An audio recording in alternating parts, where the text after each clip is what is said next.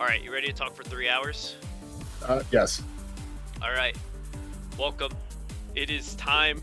Season 10 PR episode.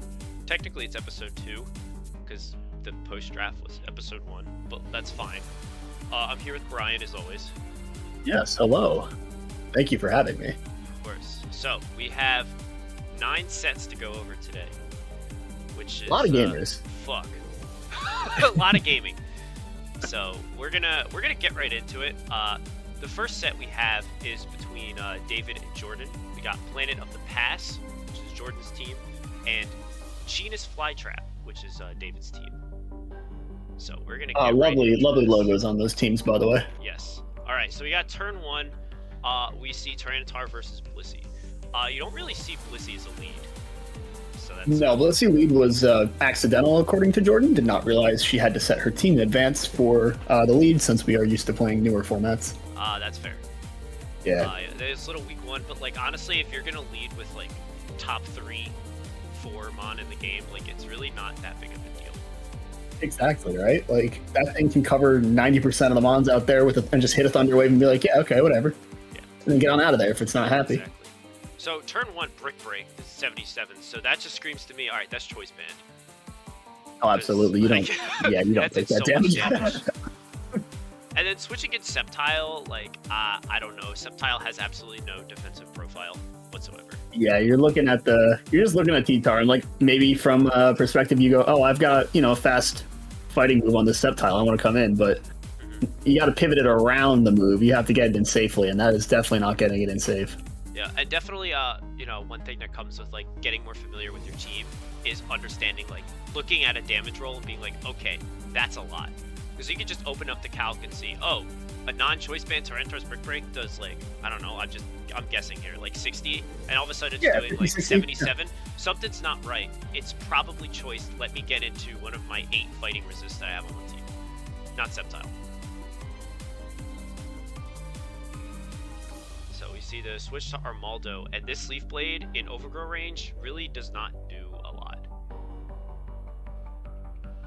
Yeah, I mean, it is nice that it wasn't an Overgrow. And then, interestingly enough, seeing the Swords Dance on the next turn. Yeah. So that just kind of shows, there's no investment in there. So if that was like fully special, that would have done some serious damage. Oh, easy to hit. Yeah, no, this is absolutely a physical Sceptile. It just happens to carry Leaf Blade because it is the best grass move in the game. It is. And then going for Leaf Blade again, I think Jordan might have forgotten about the physical special split. Now that I'm when you look at a move like Leaf Blade, even as a kid, you think to yourself, man, that is a physical move. Look at that cool little slicing animation. Not in Gen 3. The sound effect that comes with it, too. I can hear that shit in my dreams. It's awesome. Oh, yeah. And also, we get probably the only good Azumarill set coming out here, which is Sub Punch, sadly. Yeah, and even then, it's really not doing a lot.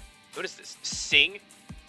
So we're seeing Sing Sub Punch on Azu, which is really funny. Like, if it works, you're in a great spot. But especially oh my when gosh, you get a big crit. Yeah, especially when you get a big crit on the bulky water that's supposed to wall you out. Yeah. Pretty cool. For sure. And then a pretty interesting focus punch here on turn 10. Maybe forgot how the move worked. Maybe throw off like a Sing, Yeah. Because I believe you still carry a 4th move that actually can hit the opponent, like Surf or Double Edge on a Azumarill normally. So like you can just slam that into Blaziken here. Yeah. But yeah, and throwing away Camel like that was very foolish. Like just to kind of come out. Especially looking at who's left on the field. Yeah. Or left on David's side. For example, that when you bring in a mon and it does too much damage, you either have to make the decision of, do I just sack this mon, or do I kind of see why it took so much damage and switch in a counter? And when you have a Claydol in the back that can eat Sky Puts for days, you don't need to sack the Camel. Yeah. Like, we've definitely seen a lot of that in, like, this first game. It's like, yeah, there's a Tyranitar, but again, remember, this is Gen 3. There's a physical special split. The only physical... We've seen this Tyranitar is very physically invested. The only physical move it could have to hit Claydol, super effective in particular, is HP Bug. Or HP that's Ghost, funny. which is like... yeah, I'm saying, or HP Ghost. which is, not the best move to have. Especially when you have a Blissey on the other side of the field, when you lock into that move, yeah. Yeah. And you gotta play to protect Blissey. Like, you drafted this team, and it's really good at facilitating a slower pace of the game. And when you're throwing away all of your dudes that have some form of boom to them, or quite literally a boom to it. Camel, you know? Like, look at that. There's you're forcing your switch. And then, wow. Look at how do you can't rate it any better than that. Leaning out, yep. And then we got probably the best mon that was brought to this fight. Stop the war. A little Plusle here. Putting a lot of work, honestly. Yeah, I don't know. Because... I would turn around and put that at Chimecha with the heal bell, which I think was a really great idea. Just because Blissey wants to spread so much status. Yeah, this is the week you bring Chimecha, for sure. Yeah. Shout out Chimecha. I love that little guy. He's so cute. It's got a good shiny, too. I never really noticed it before. Getting that full pair was that was super nice. See what I'm saying? Plusle MVP. You might as well send it. 10%. Yeah. You know? And now who's going to get a heal bell up? But yeah, no more. And 39, I feel is pretty respectable. Yeah, I'm impressed. T-Tar, right? Like, go Plusle. I don't know how invested it is, but it's certainly. Oh my gosh. Yeah, honestly, good stuff for Plusle. You know, and then at this point, like, we're starting to see the writing on the wall here. Tyranitar is just gonna kind of come through. Like, imagine if Sceptile and Camel were around, or Azu could actually use a water move effectively. Or even just not booming the Clayd all that turn and it locks into Earthquake. Now you've got an immediate, you're pretty much got a guaranteed free hit for whatever comes in. Armaldo and Blaziken don't want to come in on anything, really. No, they really don't. So we're going to go game 2. We're going to see how Jordan adapts to now understanding what David's team is doing. And we see that first turn switch. And David kind of goes for it thinking, maybe Rock Slide is a good mid-ground. But Clayd all comes in and gets off a pretty decent Earthquake. I mean, when you have that T-Tar, which you can assume right now, 3 moves, Brick Break, Rock Slide, Earthquake, like none of that's touching Clayd. So that is the freest of switches at the moment. Yeah. Turn 1. I will say I do. Yeah, I do like that HP bug on Armaldo. He is forced to run it, I think. This is only a good bug move. Yeah. Which, I mean, it's stab. Yeah. So. And then there's the boom. Duck survives. And then so much damage, though. Oh, that's right. You want to point out this. Can't recover. Yeah. So when you explode, the turn ends. So even if you clicked another move, it doesn't come out. I'm looking at this turn right here, right? And you were just saying Duck recovers. So how do you beat that after you boom? Well, probably not by sending in a Mon that's slower than it so it can recover first. 100,000,000%. But I'm actually surprised that David just switches out here. Sacks his Armaldo. I think, actually, he was playing very good. We didn't really talk about this, but I really loved his lead T-Tar. Just in general, going up against Jordan's team that is the stall team of this season. Like, everybody can see it a mile away. This is the tankiest stall team. Getting that early stand-up is, I think, a very good idea. Yeah, for sure. But moving onward. I mean, I know Armaldo is pretty useless at this point, but that looked like a free recover to me. And maybe he was just afraid of getting boomed or Earthquaked and dying, but I don't think he could. I don't think he would have. Camel just goes down in one hit. Yeah, Camel just dies. So, if you had a doubt that was Choice Band Tyranitar, you should know now. Like, I mean, it was pretty obvious when you heard 1, but if even for some reason at this point, like Jordan didn't put together, now. I'm pretty sure that's a roll. Rock Slide banded onto Camel, so like, I guess it would depend on the spread. But and your Claydol is dead, so you don't have a good switch-in. It is hard to know exactly what to do there. Yeah, that Rock Slide miss was real tough. Oh yeah, no, this almost said Chimecha. Yeah. The Sceptile is about to go crazy. Yeah, Sceptile's gonna put in some work, of course, depending on its coverage. It does have another critical hit. We don't know what do you think that is? It wasn't HP Ghost, so I'm actually not sure. I'm sure it's just the standard SD set, so I'll give it a look. It's Hidden Power Ground. Hidden Power Ground. No, that can't be Hidden Power Ground. That is. Oh, hold on. Yeah, look at the chat. 3 crits in a row. 3 crits in a row. After. Yeah, we're definitely not going to talk about how that probably mattered. It's HP Flying, by the way. Oh, it is HP Flying. Wow. Yes, because I was like, it can't be HP Ground. It hit Chimecha. Oh, you're right.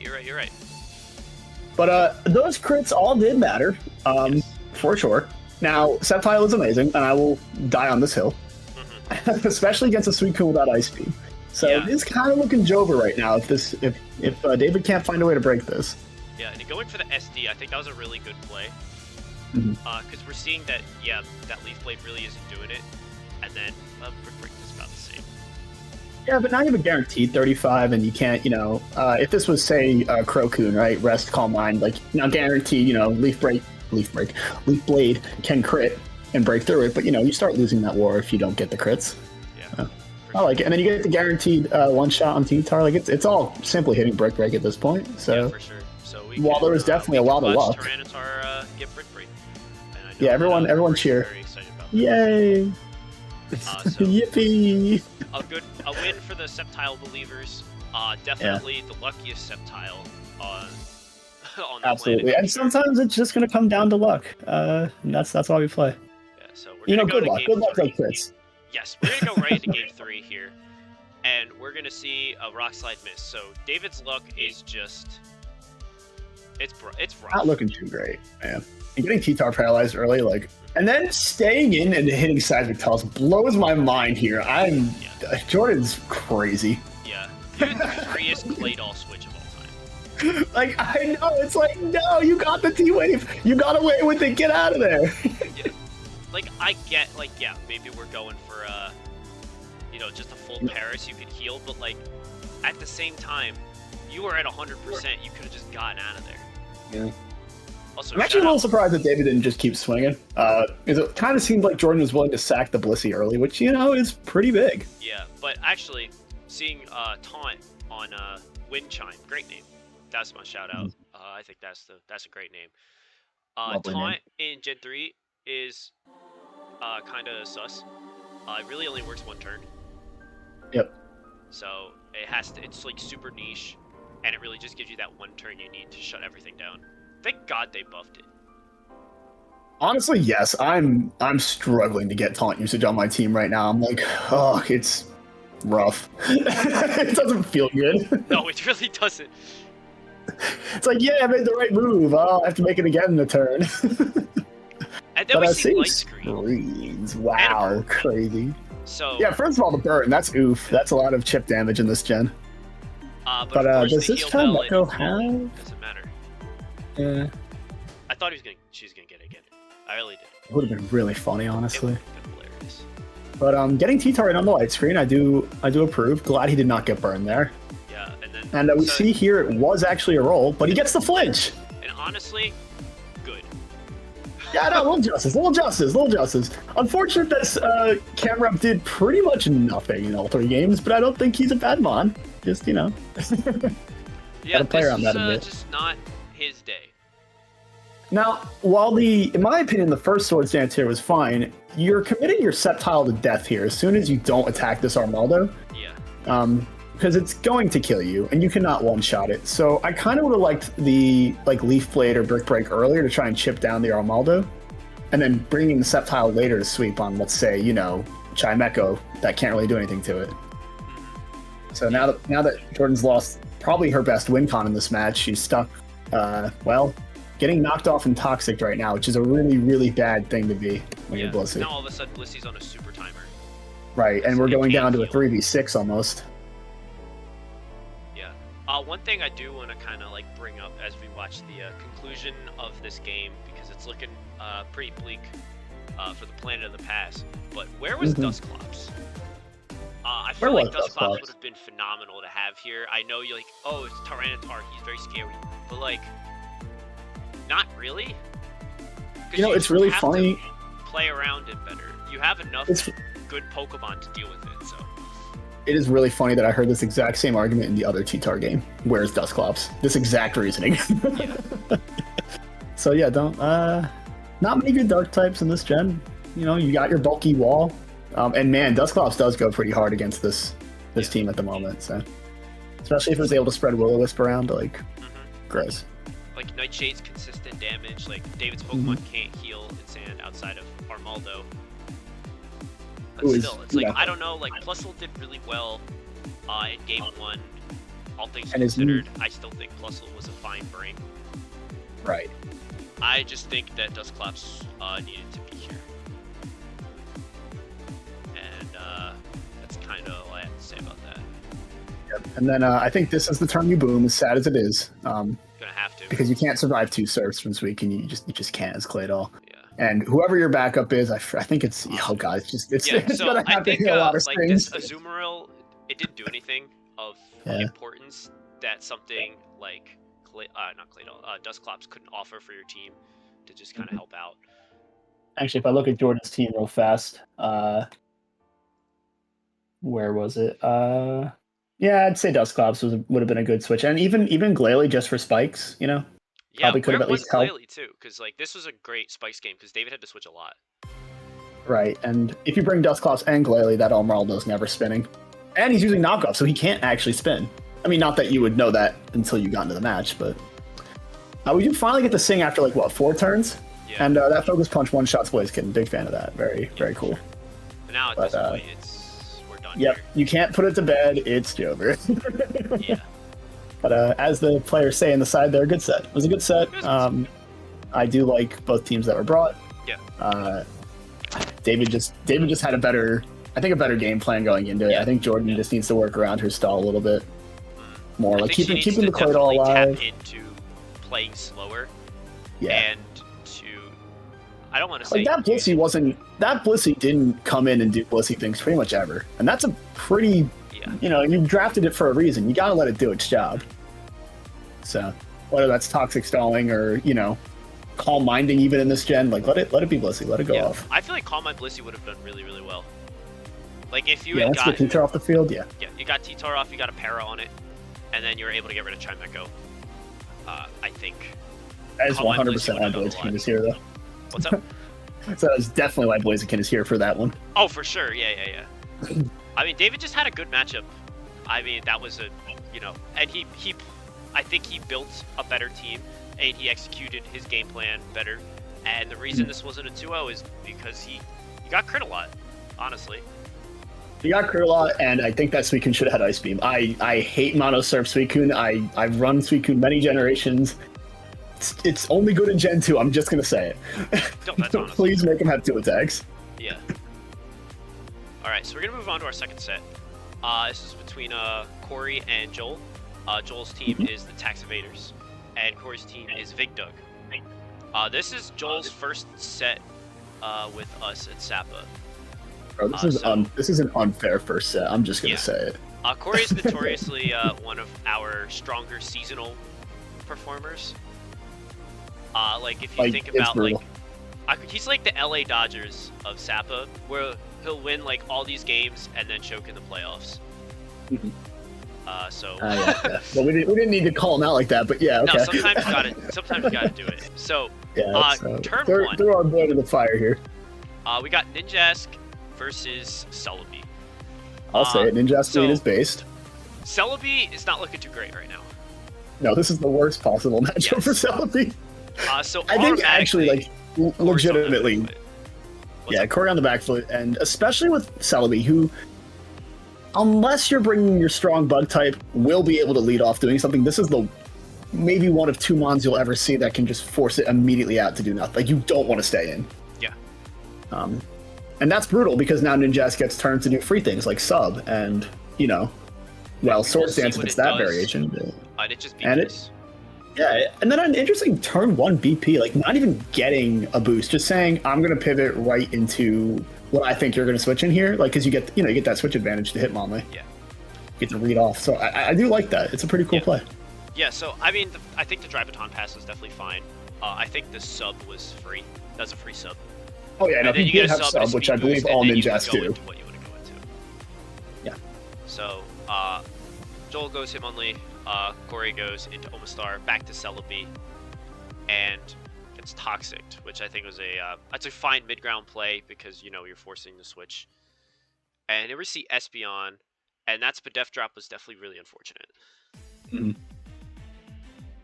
Interestingly enough, though, we know for a fact this Espeon cannot be running Baton Pass, I believe, because Ninjask has showed it off already. Correct. So that alone, and Ninjask is the only Pokemon that can only run Dry Baton Pass, meaning that normally you can run multiple Baton Passers that are dry, but if Ninjask is one of them, he takes that slot of your Baton Passer. Yes. So I believe that's the case. Hopefully this replay does not prove me wrong. No, you're 100% right. So I think going for that BP on turn 1 does kind of show your hand a bit. That, like, regardless, like, you don't have to worry about Espeon shenanigans. And especially knowing that Joel has Gengar too, is having that Calm Mind pass ability to go to Gengar is very threatening, but now it's just the speed, which I think is more manageable than a Calm Mind boosted Gengar, in my opinion. Yeah, especially if I remember anything about Corey's team. I mean, obviously he has Dugtrio, but you can't just spam Earthquake. I don't think anything else is outspeeding Gengar, so a Calm Mind would definitely have been pretty preferred. Yeah, for sure. Alright, so we're going to see Hidden Power. We don't know what Hidden Power type that is. We then we can get that definitely assume it's BP not into Bug. Dougie. Yeah. So, can Dougie delete Espeon from here? I think it can. Yes, Spoiler it alert. can. Yep. What can it delete? Yeah, so I like that Mach Punch. But then you lose Hitmonlee. That crit probably mattered. Yeah. 90 billion% of the time. Like, I'm not even going to say 99% of the time. 100% of the time, Dugtrio is banded. Yeah, like, you can go safely into Flygon or Ninjask right afterwards and get, a much needed not killing your Hitmonlee. Like, that Dugtrio is going to die to any hit anyways. You don't need to Mach Punch it for 50, for sure. Yeah, for sure. The crit didn't matter, unfortunate. Yeah. But then we see Flygon doing 60%. And for those so of happy. you at home who know Flygon, he doesn't do damage very well. So that is choice band. 100%. You look at that and you go, holy shit, Flygon shouldn't do that much damage. With Vaporeon being Corey's switch-in check to it, that shows, okay, this Flygon is a bit of a threat. Because it is definitely packing HP Bug for Celebi, and Vaporeon is at 46%, and he cannot take another, which is not great. I believe Corey's team does not actually have a Levitate Mon outside of Mischievous, and then obviously you do have the Dragonite. And Mischievous doesn't look to be here, so... I mean, I would think Dragonite's a pretty safe switch into Flygon most of the time, but... Yeah, I would definitely agree with that. Unless Joel had predicted gone for something like a Rock Slide. Exactly. But speaking of Dragonite, he comes in, both players double. I really like Joel's double to Raichu. We don't think players double switch enough in our league, in my opinion. Like, that was the right double switch. Yeah. And we every see time. HP Ice doing 98%. And this is just a little spoiler. It should not do that much damage. That is Never Melt Ice Raichu. That is set up to get a kill on Dougie. It will kill Dougie 100% of the time and have a good roll on Dragonite. Obviously, didn't get it on this one, but it was still enough. The fact that you said Never Melt Ice Raichu is like, oh, I'm so happy. It's so cool.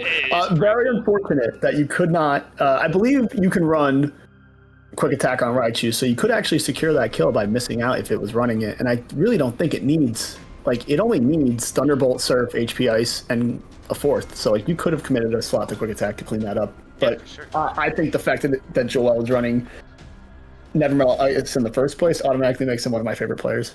And I'm very disappointed that Corey figured that out so quickly. I was really disappointed. Yeah. More indication for use the calculator. When you say, wow, that did way too much damage, you go look at the numbers and you go, oh, that was a little too much damage. There must be something going on here. Yeah, not a disappointment in Corey. Obviously, he's doing the right thing. It's hard to hide technology nowadays, you know. Yeah. So, like, we do get the Ninja speed here. We're kind of onto things. Yeah, and if there was a good, honestly, a good hidden power there that was really by good hidden Raichu. Power. But I think the sad and unfortunate part left with Joel's team here is you look at Raichu, Ninjask, and you look at Celebi at full HP. That's not HP Bug from Raichu. And this Hariyama can take pretty much anything you want, and it's getting down to it's getting kind of brutal. Ninjask can't win this on his own. Yeah. And now with that Guts boost, things are going to start to die. Yeah. Unless you are extremely confident that the Hariyama is running thick fat for whatever reason, you figured it out, right? Don't paralyze it. Yeah, I know. I'd been very sad. But this Ninjask running Aerial Ace is pretty cool, and honestly, if it was Aerial Ace and Silverwind and got a little lucky, I think with this Homestar out of the way, it has a whole chance of just winning the game at this point. But we got a Gengar here at times too, and it has Beat Ring. Awesome. I love that. Yeah, look at that, right back up to full HP. We love that.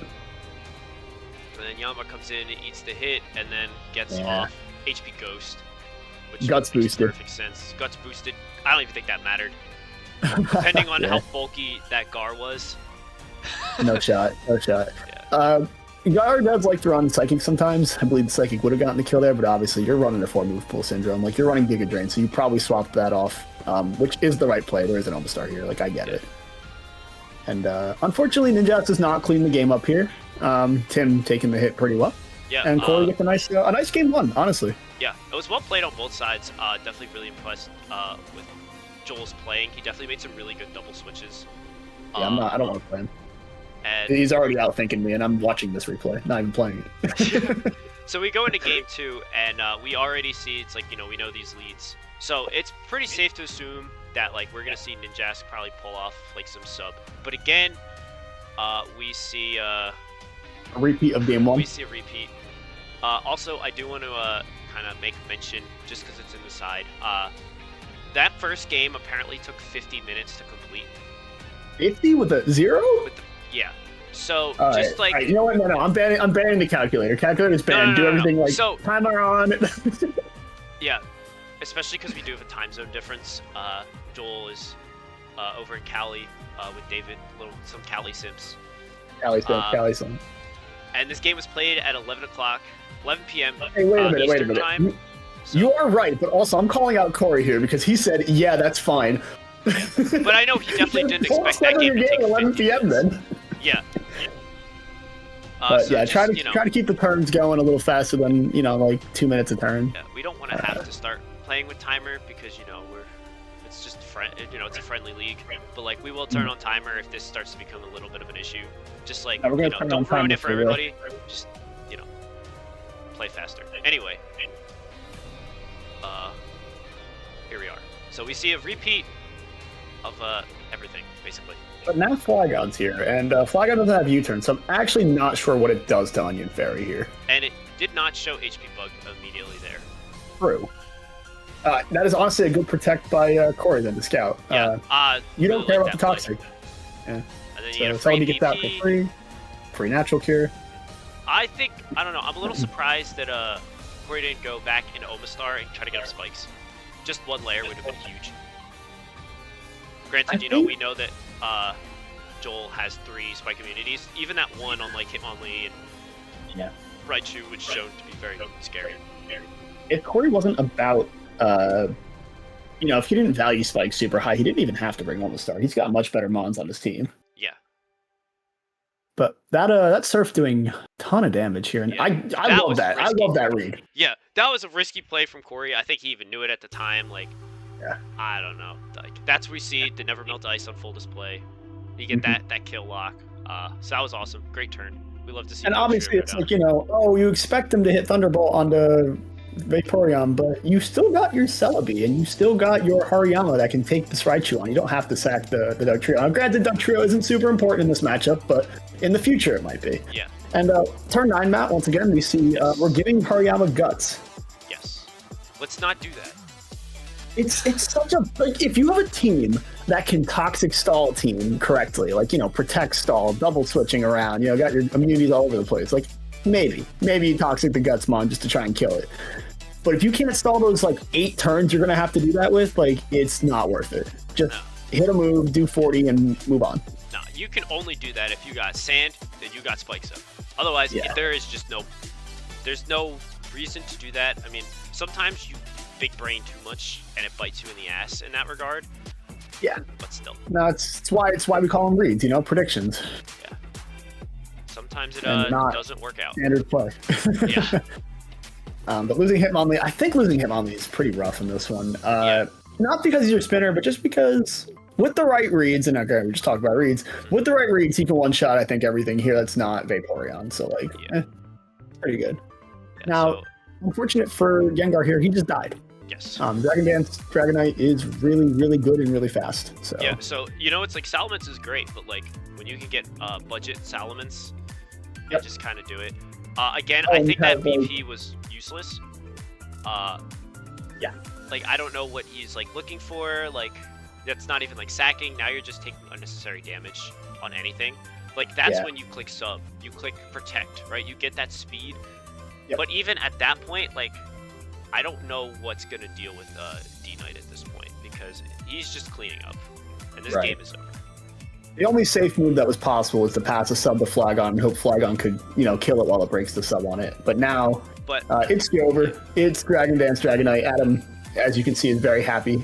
yes, for sure. I think, And honestly, I think we're going to see a lot of that this season. We're going to see, just cleanup sweepers coming in after a team's been, broken down a little bit. Because again, we're draft format, so you really, once you lose your one wall, it's pretty hard to get. It's pretty hard to get back from that. yeah, I advise maybe more people to run like hazers or phasers this season, just because of Yes. that. 100%. We're gonna see again. I've talked about spikes to death in all our other videos, but like, if you have them, they're so good. Like, phase around, like, really just keep your opponent, try to keep momentum on your side, because it's so easy to lose it, and when you have it, you can make progress, and making progress in ADV can be really hard sometimes. Yeah, ADV is like a funny format where setup sweepers are kind of king, but that's only because, like, it's really TSS and then setup sweepers. Yeah. But in our format, there's only two guys that can run TSS. So like, Yeah. really try to keep the spikes and the shuffling going, just so you can prevent those setup sweepers. Really, that's what I'm trying to get to here. But now we're on to game 3. We've got our third lovely set. boy Adam here, Yes, and we got triple Skarmory murder and here. Electabuzz. Great So- lead from JT. Yeah, JT. Really, really cool mon to lead with. Yeah, I don't know about, like, so the thing with Skarmory, right? It's a solid lead, right? You establish your spikes pressure immediately, but like, also at the same time, it's so obvious. Like, in a draft format, like, your opponent knows you have Skarm, and it'd be like, yeah, if he leads it with, for spikes, that's fine. I'll just plan around that accordingly with whatever I'm gonna do. And then you get counter-led so hard, and we've seen that 3 times now, where it has just been counter leads, and they have won so hard, and that first turn pressure has been insane. Right. I feel like I'd say the same thing about T-Tar leads in that way. Like, it's so popular. You're like, oh, I just want to get my T-Tar lead up, and then, oh, T-Tar counter start. But with Skarmory specifically, unlike T-Tar, its offensive presence is nothing. It can't do anything to the counter lead in front of it. So you really need to have a game plan for what happens if my opponent brings XYZ to beat my Skarmory right off the bat. And JT with Electabuzz here, he even went further, and I'd say, counterplanned the counter plan, and I have to give him props for it. Yeah. You can see as the game goes on here past turn 1. Yeah, and we'll kind of get into it. So it's like, yeah, like, we see Skarm Protect, which is, Understandable. it's, You don't know what Electabuzz is gonna whatever. do yet. But, like, Yeah. there's no specs, there's no Scarf, and Electabuzz is not a Pokemon that's going to run Choice Band. So it's going to have some moveset flexibility, and then all of a sudden we see Electabuzz behind a sub, which is very hard to deal with Right. when you have a Skarmory on the field. So you got to get out of there, and your opponent knows you're going to switch, except for JT for some reason, who clicks T-Bolt for no reason. Honestly, I don't hate T-Bolt because you can still get Whirlwinded out from behind that sub. That's true. So I take the, I think that makes perfect sense to me. And Jolteon's already at full HP; doesn't matter if he gets healed. And then the crazy thing here is he EV'd his Electabuzz, almost pure special defensive, to take a Thunderbolt from Jolteon and not have it break sub. So That's awesome. if you pause the game, look at how much damage Electabuzz has done already. No spikes. Adam has revealed 4 Pokemon. Blastoise is almost dead. Electabuzz is still at full HP. He has done nothing. Yep. Thanks to this set. Yeah, all we've seen is sub T-Bolt Focus Punch, and it is doing work. It is demolishing the team. And it's it's rough. I almost wonder if he could have gone back into Jolteon, but knowing that he can't break the sub is just a big, that's just so hard to build around. Like, no matter what you can do, that just makes Electabuzz target number 1 at the moment. Yeah. And now, like, JT's in a position where it's, all right, Electabuzz has kind of done his immediate job, and now he can start to make some progress. Stuff like Right. knockoff to prevent lefties healing. And Hariyama's just a big Pokemon. And OU Pokemon sitting in your UBL, yeah. Yeah. That thing's moving up to OU next time there's a tier shift, for sure. Oh, yeah. And now it's like, Adam can get his spikes up, but, like, we see Tentacruel coming in, and with Jolteon weakened, and then nevertheless, like, subbing, which is really cool. I like sub Tentacruel. I think it's good. Like, Jolt is low, And if he decides to throw off a Surf, like Jolt is taking a lot of damage. Might actually go down. It's a good shot, yeah. Also, Yeah, scroll that turn wheel down, Matt. Let's keep it on the current. Yeah. Let's It's up on turn 4 at the moment. Yeah. Let's keep it moving. For sure. No, I mean the chat on the side. Oh. Yeah, keep that down at the bottom here so people can see the numbers. Sure. But I want to shout out real fast this Blastoise. Running Earthquake to be able to two-shot Tentacle, because otherwise it can't even break that sub. So a nice technology there from Adam. And then we see God Approach. God Blossom. And you look at Adam's team, and you look at Blossom, and you think, oh no, oh my god. Just look at what's been revealed, regardless of what's in the back, right? Like, you know that Blossom's going to have Hidden Power Fire. And HP Fire boosted by Sun is going to do a lot of damage. You know that this thing's running grass coverage and fire. Well, you can assume it's running fire coverage because it's sunny day. Exactly. And if, there was anything left in the back to maybe take a hit, it probably shouldn't have come out on that turn. Yes. Going considering that everything else dies. Was not the play. At that point, you sack Blastoise, You sack Blastoise, you sack you actually just sack your Blastoise, yeah. And then you bring in the Swallow, because something's already to bed. And I look at JT's team and I go, oh my gosh, I don't even need nearly HP numbers. I'm pretty sure a return from Swallow is able to at least take out 3 of those mons. Yeah. So a very unfortunate fact there. And now look at the Soul. Oh my gosh, it one-shots Regirock. That's crazy. Yeah. And now Blossom just gets to keep doing it. Just the way that Adam's team was constructed. I mean, Fire plus Grass coverage was very strong in this format regardless. But even still, this is just a beatdown. And then having no way of stalling out these Sun turns, which I really like double switching back and forth. JT has no reason to predict at this point. He hasn't even lost the Mon yet. He has 2 unrevealed. Yep. Absolutely, I could see Adam just waving the flag at this point. I wouldn't blame him. Yeah. But he's going to try and go down fighting. At least maybe seeing what damage numbers he can do. I think it's a good idea to just check what survives what. Even if you give your opponent the information, it's better that you have it, in my opinion. Yeah, especially when you really don't see anything. Yeah. And Adam's even at an even worse advantage, or disadvantage, excuse me, that he doesn't even know these last 2 Pokemon. We can assume that they're Swampert and Aerodactyl, knowing JT's team. Yeah, I would absolutely assume. But even so, right? If you were looking at it, say the staples were there, and it's I don't know what the hell this could be. That alone just puts you out of it. And then when game 2 comes, we'll see how Adam adapts. Right. And this time, he goes right for the Whirlwind, which I think is awesome. Perfect turn 1 from Adam. Unfortunately, got probably the worst switch in. Yeah. Because it can really only do one thing, right? You either have to pray it misses Sleep Powder, or you have to go put something to bed. And this is the thing you put to bed, but now he did the 50-50 and hit Sunny Day. So it's a rough one. Which was good, because, you get your Scyther and you can do a lot of damage. If you were HP Bug, for example, that'd kill with Swarm. That was HP Flying, so it's the same damage. No, Swarm. Oh, yes, you're right. He was in Swarm range. Very true. But, there's just little things like that. No big deal. You lose Scyther, and Scyther is such an important piece. Just looking at what we've seen of JT's team, if he was still around. I know that. I know the Scyther was meant to be a Swords Dance Baton Pass set. But I really wonder in both games if it was just choice banded, 2 things would have died immediately. Yeah. From HP Flying, and that would have saved a lot of trouble in the end game. And maybe something to consider in the future. Scyther can run a very nice banded set. So, and hey, the same for Scissor too. Shout out to JT, who's never going to bring it, but maybe one week. Yeah.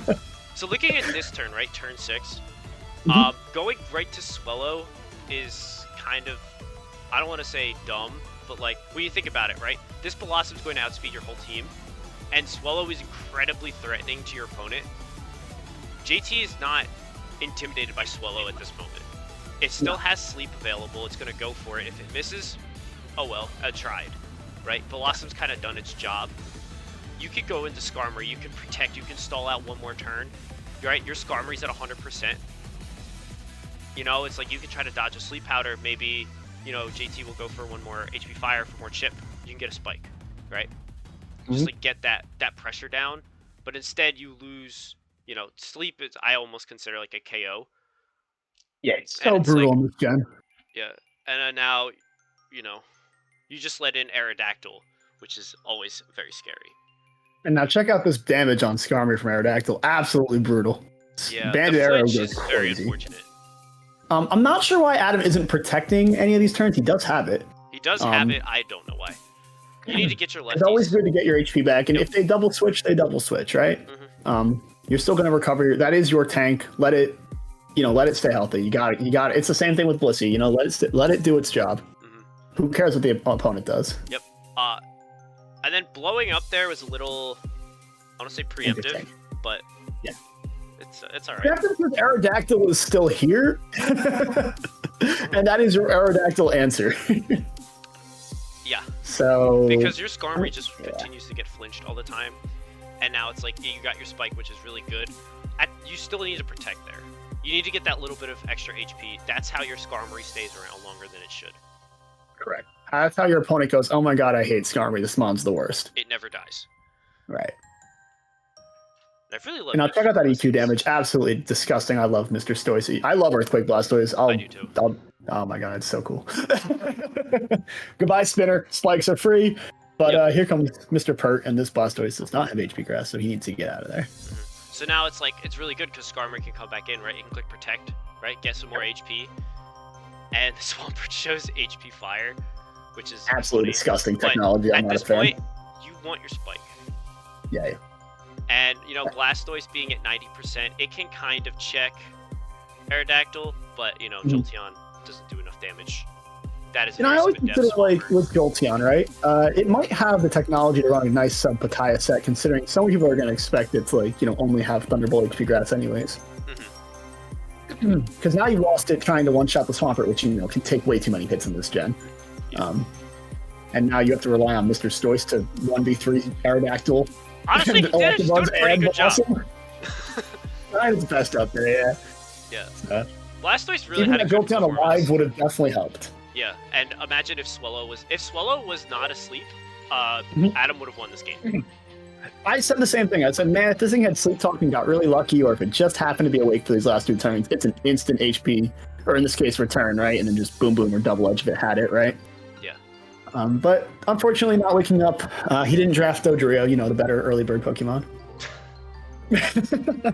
Get that turn one wake up. Of course, yeah. Well, yeah, That's why what you gotta do. Yeah, Adam's adaptation game 2 was solid.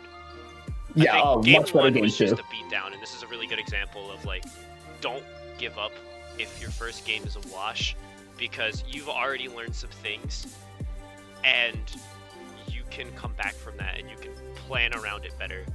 And JT didn't need to change his game plan much at all, because he said, oh, it worked so well, it's on my opponent to adapt.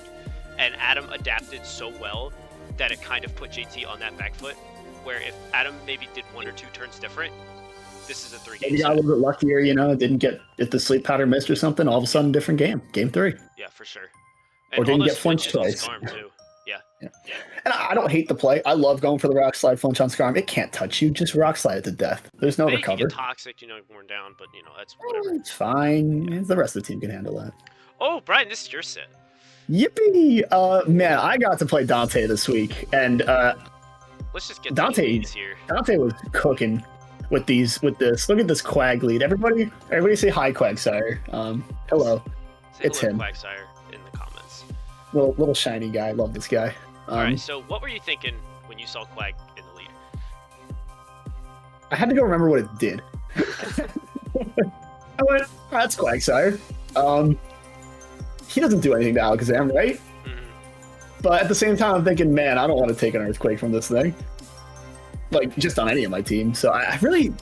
Quagsire is funny. You don't know what he's going to run. You never know his set right away, so he's kind of hard to play around. So I went to Ludicolo just to try and figure it out, and he shows me Ice Beam. So I go, oh my god, I will never switch Salamence into this thing again. Yeah. And then with that switch into Venusaur, was perfect really switch into... Yeah, that is the number one Ludicolo counter. And right now, I feel like I'm really on the back foot trying to find a way. You really are, because it looks like every single turn, Dante has just made the correct play. He's made the correct play. He's outplaying me. He's getting his game plan, and I can't get mine started. So right off the bat, I see Earthquake Venusaur, which, by the way, is incredibly cool. Really good set. And I go, I just need this thing dead. So I can live a few Earthquakes. I'm going to just start spamming Psychic. Get Jirachi in, and just start spamming moves, right? And he makes the interesting play of going into Moltres, who takes that hit really well for not being invested in it at all. How much investment did you have on Jirachi's On special attack? Jirachi, it wasn't actually that invested. It was invested to take on Blissey, so it didn't have very much special attack. Okay. It has 4 HP in sub, so it's meant to take on Cytotox Blissey. Because I think this was just offensive Moltres. So the fact that it did so little was just very. I cried. I was very upset. So here comes Thunder Punch, and I forgot it got Thunderbolt. These things happen. I looked at my guy and I went, "Oh yeah, Thunderbolt takes him out," and then I realized I hit Thunder Punch and did 41. Yeah. So that really bothered me all set. I went, "Oh, this is bad." And then you missed the Leech Seed. Yeah, I mean he has a free switch into Venusaur here, but like I also get just toxicing my. It twice. Yeah. And then Dante doing some Dante things and maybe either going for a read or just forgetting that I'm already status. And I'm trying to just find out what this Blissey is. If he switches into Venusaur, he's kind of got me right now. Like I've, lost my set in a bit. So I just quickly get Alakazam in there to expect, okay, maybe he'll eventually switch it in. Weezing lives. And then Weezing lives, it's like, I go, oh boy. Yeah. I earlier in the set, I calced this Psychic and said, yeah, that should kill Weezing. And then it didn't. I had a lot of questions. Really yeah, so right now we're just pivoting around. Dante's still got all 6 of his mons, and I've got Toxic Ludicolo and a fear of Venusaur. Yeah, I think at any point here Dante goes to Venusaur. Oh yeah, no, that crit was very nice, but yeah, this is the freest. Yeah, with Leech it's gonna be fine. And I get it. He's stripping me down with Ice Beam. He doesn't want to go into Venusaur, but he is Leech seeded. I'm getting a lot of HP back. And then making that and I think play just in general. Yeah, get a free switch to hit on top. But then he got. I got. I'm like, he won't go into Alakazam. He goes into Alakazam. Yeah. And while I was, at this point I said, I don't know what this Alakazam is, and I don't want him to set up on me. And I know HP Ghost is a guaranteed kill. So I said, all right, let's let it rock. And Dante did the right thing and just psychic me. So he got me there. Yeah. I think it's crazy, knock off Alakazam. I thought that was pretty good. I was a big fan of it. It's one of his better options. It's just it's so hard to find a good time to use it because you kind of, die. Yeah. You didn't have a grass move, right? No, I had Leech Seed for Blissey. I think I would prep for Blissey a little bit against Dante. But if you look at the 6 here, right? As soon as Venusaur goes down, nothing else for Leech Seed in that, Yeah. It's not like he's got it's not like he has a good recovery unit. This Blissey will just, give you all your HP back. Right. I think Quagsire takes down the grass type. You love to see it. Yeah. Right Giga Drain is pretty sure Giga Drain is a one-hit KO. Yeah. That's a crit, I believe, mattered. It did matter. I think it did too.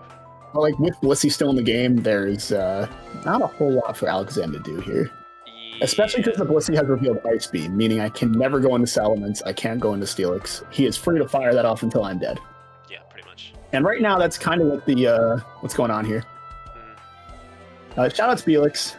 Yeah, I think it's interesting that Dante just didn't go into Moltres and click Overheat. Nope. Bro, that Moltres was crazy, by the way. He boomed. Not the worst boom. Yeah, it's free 30%, but then going into Venusaur... Yeah, I'm still waiting for Moltres at this point, right? Yeah. Moltres comes in, hits Overheat, or I go into Salamence and take 50, right? And then Blissey comes in and hits Ice Beam. Sack your Weezing a few turns later. Yeah, also, I think I had 5 turns of sleep by that point, so I was just done with that and said, I'm hitting Explosion. Yeah, and then here comes Brick Break. Brick Break, not banded. Not banded. I did, because that Blissey's not designed to one-shot Salamence. Yeah. Because I think if that Brick Break crit... I did have Rock Slide, so yeah, I could have won against the Moltres to hit. Yeah. You definitely pulled that game out. So, that was pretty cool. Is that Dante's first draft game win? No, he's definitely won a draft game before, but he's never won against me. So he took me out, and I was like, "Oh my god, I'm in shambles! What's happening?" So that was definitely a David versus Goliath moment. Yeah. And so we see Dante adapt and just click Yawn, which sometimes I feel like he's just kind of clicking buttons and they're working, and he looks like he's in the Matrix. But then there's other times I'm just like, this is so meticulous and so well done. I can't figure out which one is overpowering the other. Does that make sense? Yep. I mean, there were turns where Dante was taking a little bit longer, and I think thinking about what's going to happen in like future turns and figuring out like what he wants in each. I will say this though, and this is just for everybody. Dante did switch up his sets on one of his mons in the middle of the week. That's right. Yeah. It was the Blitzy in game 3 here. We can't do that. We in our rules, we do keep the same team each time around. So please don't do that. You will be disqualified. It didn't matter in this set, luckily, so we didn't have to make any rulings. But keep an eye on that rule document. Yes. Earlier in the set, while I was talking about that, though, we did see Steelix hit. You got the download. Yeah, Choice Band Double Edge coming in. I think once Dante lost the Alakazam mirror, that's kind of where it went over. But at the same time, he never had to do it. He could have always just gone into Blissey and didn't have to play that game. So, when you've got a wall that good against special attackers, you've got a lot of leeway to just kind of send it in on them. You don't have to think. You don't have to worry about over predicting or whatever. Moltres so good. Moltres is so good. So good. This is like not an offensive Ludicolo either. It's got some tankiness to it. Very funny. I think the Moltres had 3 fire moves. I think it had Overheat, Flamethrower, Willow. It's very funny. Yeah. And Roar. Like it didn't have HP React or Ice or anything. If it had HP Ice, it would be, but like. Oh, then I might have absolutely been brutalized because Salamence was my only switch into Overheat. If you look at my team right now, you look at that Overheat, nothing wants to come in on it. Not even Ment, but that's the only resist right now. I didn't bring Gorbis or Kingler, but hey. And now we see Dante. Now we're seeing Dante start doing the wrong Dante things, not the right Dante things, which is crit though. That was figuring that out. Yeah.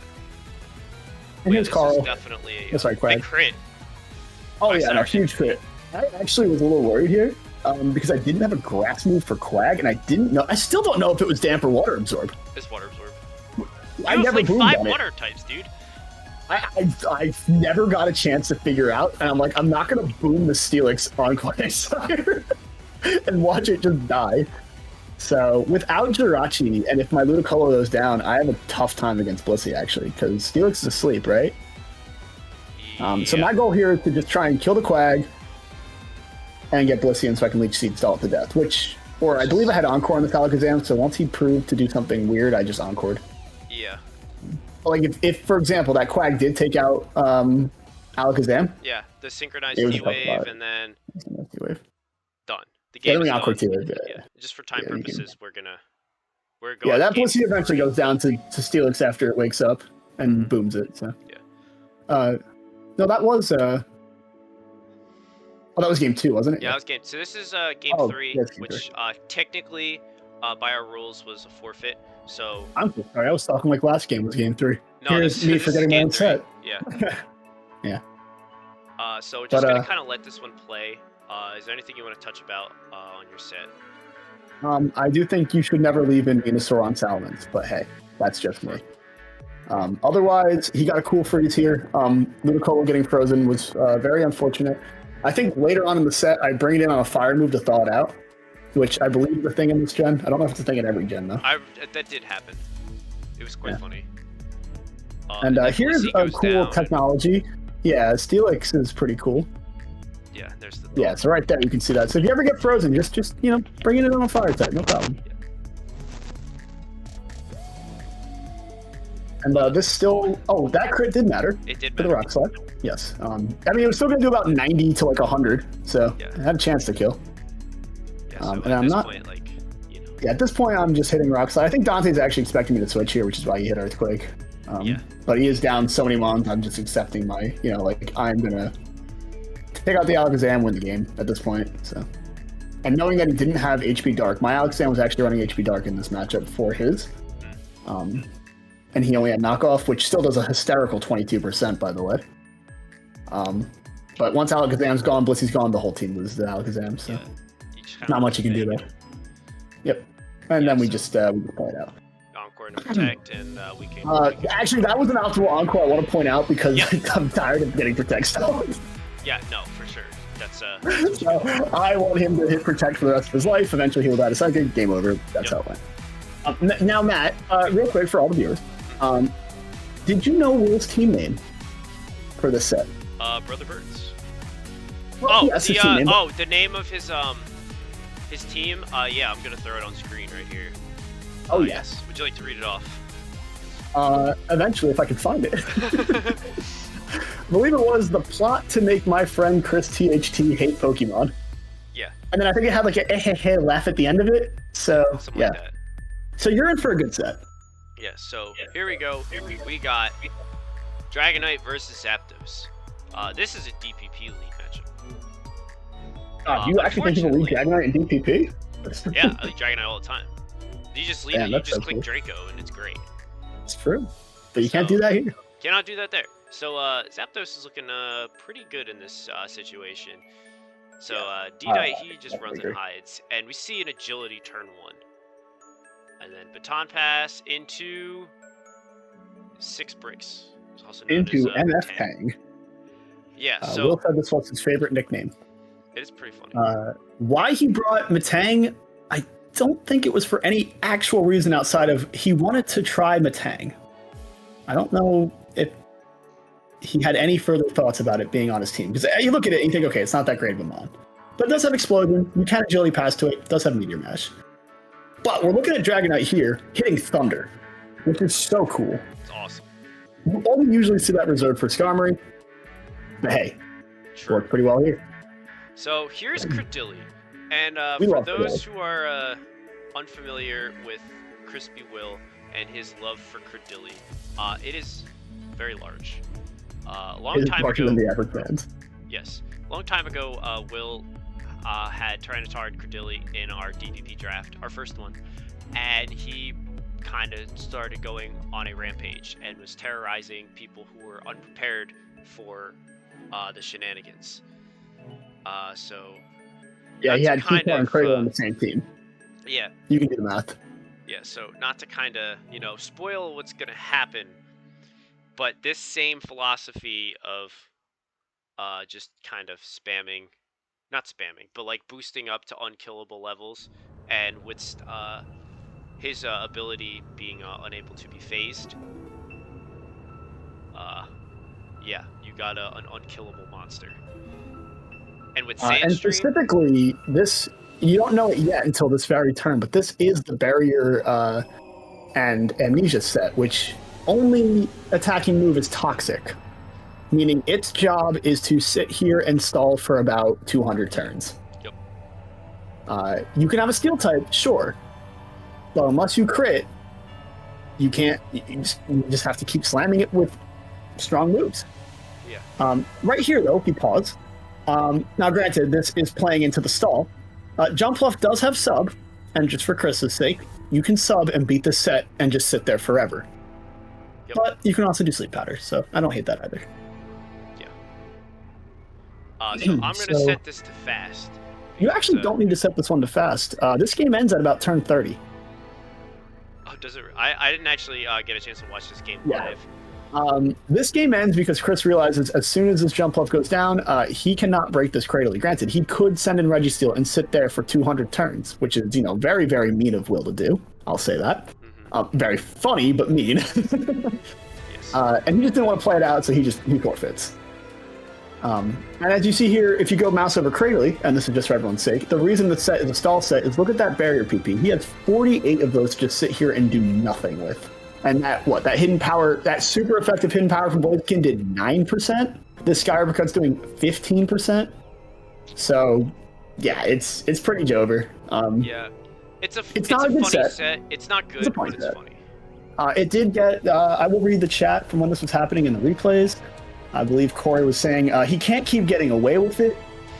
David said this shit is heinous to the utmost extent. And then Matt, you wrote, please send horse reacts to our dear friend Chris, which a lot of us did. Horse reacts. So, yeah, Cradley's still doing its thing. Yeah. Yeah. Now, if you are worried about losing this thing in the future, you can just run, Haze. It's not a phaser, but a hazer, just running the move Haze. You can run set damage moves like Seismic Toss, which unfortunately this Registeel did not have. Or you could just run Taunt, a Steel type, a sub user, pretty much anything. It is just very beatable, and then with Rest, it is beatable. Up, so. Yeah, Rest, and then once he saw Rest and how little he was doing, everything's Toxic, he does just forfeit right around here, so we can move on. Will takes Good this job, dub. Will. You did it.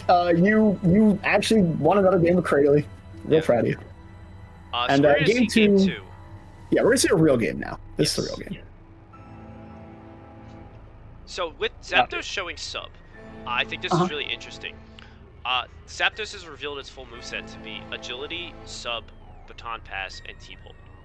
Correct. Now, Chris is ground type.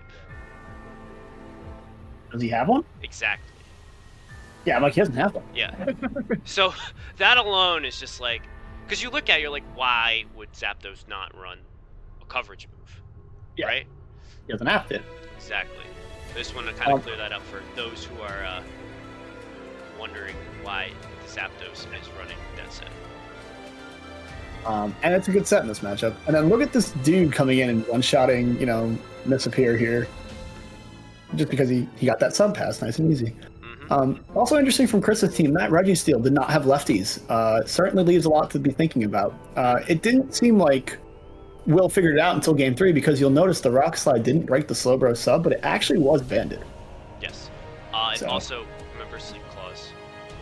Yes, everybody, remember Sleep Clause. You can only put one mom to bed of your choice. If they rest, that's on them. You can still put a different mom to bed. Yep. And we're seeing some very funny baton passes here because he did happen to baton pass the Leech Seed, and he's going to continue to baton pass the Leech Seed around to Daryl here, who's now, not able to do anything to the Slowking. So we get a Sleeping Slowbro versus a Slowking battle here. So for those who appreciate the Slow Twins, this is your day. This is your day because they are about to look at each other as they flex in the mirror. Yep. Their minds are calm. Their minds are calm. I also enjoy Showdown having a glitchy sprite here and showing Leech Seed on the field, even though it's no longer there. How about that? Very interesting. It was live too. It happened live, and I'm like, huh? So now I we're gonna do let very them get much the like. +6. Yeah, let me get the +6. I like this doubles +6, but you know what I don't like, Matt? I don't like Will doing it knowing he can't hit the Slowking. Yeah. He knows his only move to hit it is Surf. Or maybe or Ice Beam, right? But Surf is stab. Whereas this Slowking hasn't revealed its moveset yet. Like, are you sure you're okay with this? You are taking now, now he's lost, right? Yep. So he's lost with Slowbro. And now he has to figure out an answer to a max setup Slowbro or Slowking, which, hey, look at that, it's MF Tang. Yeah. Good mon. But he had to sack 2 mons to do this. So I'm not a big fan, but we do see HP fighting. HP fighting arrow, very cool. Its only thing it can do is one-shot T-Tar, otherwise it doesn't need it. Exactly. But a good week to bring it. That's true. And now Jump Off coming in and missing Sleep Powder on Cradle again, very sad. Nobody liked that. That's okay, because Blaziken's here, and he won't get hit by Toxic, and therefore Will cannot do the funny, because look at the Skyrim cut. Boom. Boom. He's dead. And Blaziken being the Lucario of Gen 3 that he is, well, he could have stayed and hit Fire Blast, but he didn't. Nah, you want to save your HP because, Of course. Zapdos. It's still Zapdos in the back, yeah. And but Jump Off Blaziken proving to be pretty good at this end game here. Yeah, it was a good double there with dropping that Intimidate on. Mm-hmm. But Jump Off is really kind of holding the team together right now. And then again, And Sleep Claws again. can't Chris. sleep people. Stop doing it. Hover Stop over doing it. there, so you can see it. Yep, you can mouse over your opponent's mons too to see what their statuses are, and that way you don't accidentally do it. But even so, the Blaziken finally decides to hit a move, hits Fire Blast, and now we get a little 1v1 here of Banded Hitmontop versus Lefty's Blaziken, and well, it doesn't matter because Blaziken wins. Yes. So we got a game 3. So we do get a game 3. We're gonna see the duo here, and we see Registeel coming every single time now.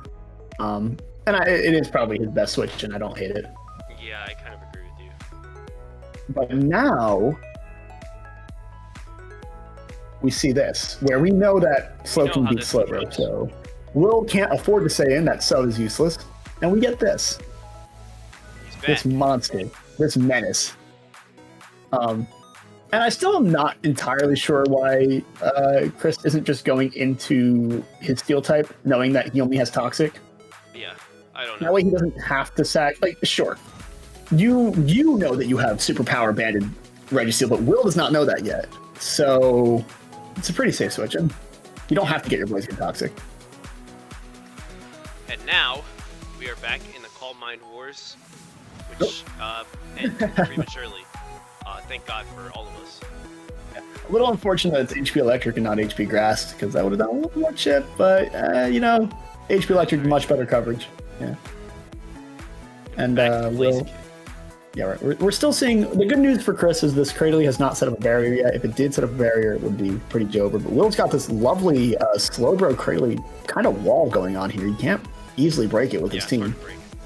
It's very hard. Maybe if he had some spikes, it would actually be quite nice. I'm a little surprised Cloyster didn't show up for that reason. Yeah, but I agree. I know that Slow King was the better choice for defensively, obviously, in this matchup, and it's proved its worth already. Mm-hmm. And once again, Will is pressing Calm Mind, knowing he can't do anything. Yeah. To Slow King, and now Slow King is just setting up. Yeah, the more you let Slow King set up, Cradle will become less and less of a switch in. Yeah. Like if he hit Surf there and did like 40 or 30 or whatever, like that would have been pretty brutal. Yeah. And you're forced to amnesia because if you don't, you just keep getting chipped by, Surf, Ice Beam, whatever his coverage is. So we're kind of just seeing the same turn over and over again. Do you ever feel like you were living the same day? Bro, I live this every day of my life. So just before we, continue here and we see the cycle happen again, this comes into the importance of prediction. Like we saw in Corey and Joel's set, Joel predicted almost every turn, right? Mm-hmm. Right. He was looking into that next stage. At this point, Chris has already played this lead twice, and now we can see. Oh, hey, what if you clicked a different move this time? And more so just imagine if you had clicked, just Fire Blast, for example, and you got a burn. Right. All of a sudden, you're huge. If you have Thunder Punch, I don't know if it had Thunder Punch or not. Might have. You never saw. So even then, that's gonna do. Or at minimum, a lot of damage because you know that thing is gonna switch in. Yeah. And then you make progress, which something we've talked about before, right? Now we see Will's kind of cutting the shit and just bringing Cordelia now. And now it's all right, here we go. Now things are changing. We got barrier. Finally, things are changing. Will finally gets the barrier up instead, and then gets crit and dies. Yep. Very funny. Very funny. Thank God. We're seeing this going on forever. Yeah, seriously. Even just getting the sand up, maybe. Exactly. Would have been an interesting switching, yeah. I mean, the sand was probably more helpful to Will in that situation. Yeah. Yeah. We're out of the loop, thankfully. Somebody did the right thing. Somebody prayed to the right person. And we're going to watch this HP Flying not break Hitmontop sub, which is so sad. It's an intimidating moment, but yeah. Knowing that he's locked in the Rock Slide here, I am a good double switch here or just a smart switch by Chris to go into Reggie Steel. Yeah. Even though he doesn't have lefties, what's he going to do? Hit you for 10%? Don't get flinched too many times. But then he goes for Rock Slide. I really don't know what his other moves were. I mean, that was also a really nice double switch. Yeah, good job, Chris, on that turn. And he covered the momentum now. Now, boom. Yeah. Sleep, sub, seed. What comes in on this? Cradley's dead. Yep. And then he switches to Dragonite. Yeah. I'm not sure. I don't think Chris has understood just how monstrous Sub-Seed Cradley is when the grass type is... Sub-Seed Jumpluff is when the grass type is gone. It's annoying. It's annoying. You force your opponent to do many annoying things they don't want to do. Unfortunately for him, he Dragon Dances the Dragonite, does not realize he's slower, and just dies to Aerodactyl. And that was a big loss of the Mon. Yeah, but Will letting his arrow go down was also not ideal either. No, because Slowbro is a free switch in. We've seen it many times all game. Yeah.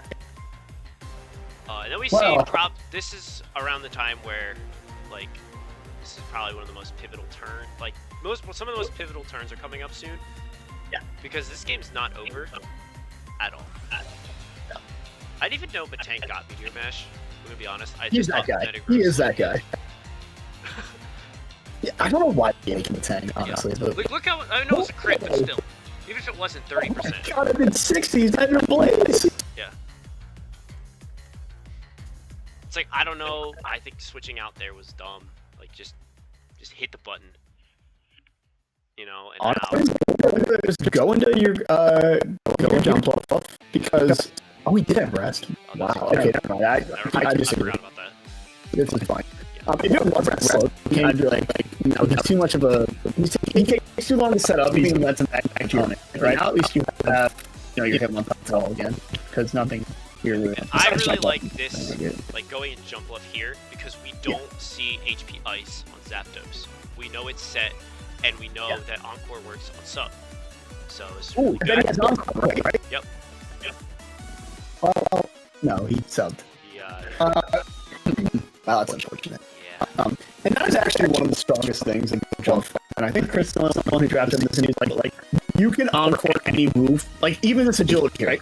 If, for example, you cut on, like you cut agility now, right? Not that not possible, but like being able to on moves that really ruin your ability to hit lead speed is why jump is so good. Yeah. And since you didn't do it, it's just dead now. And that just takes some knowledge. It just comes with time. Yeah, for sure. So hopefully we'll have something to learn for the next games. And this rock slide. Yeah, that big one, isn't it? Yeah. Doesn't break the sub. No, it doesn't. You can't take another. Yeah, it's kind of bad. Kind of very bad.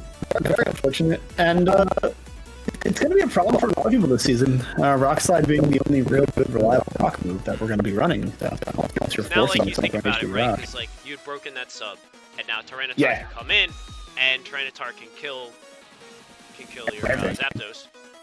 Yeah. And then you the combination of T-Tar Slow King still does the work, but now you sacked 3 mons because you missed the rock slide. Oh well. Yeah. Oh well, you forgot Mount Core and then missed the rock slide. But make that 4 because you don't live that Thunderbolt, and now we have a Sleeping Slow King against, honestly, the really only threat to it is Zapdos, but I guess Matang Boom. Matang Boom will just be that kills. So. Yeah, they're pretty big. Oh god, Explosion's so good in this strat. Yeah. So, Will pulls this one out. Sweet. I think Chris was just... He had 3 bad turns in a row at the end of the game, which would have just... Yeah.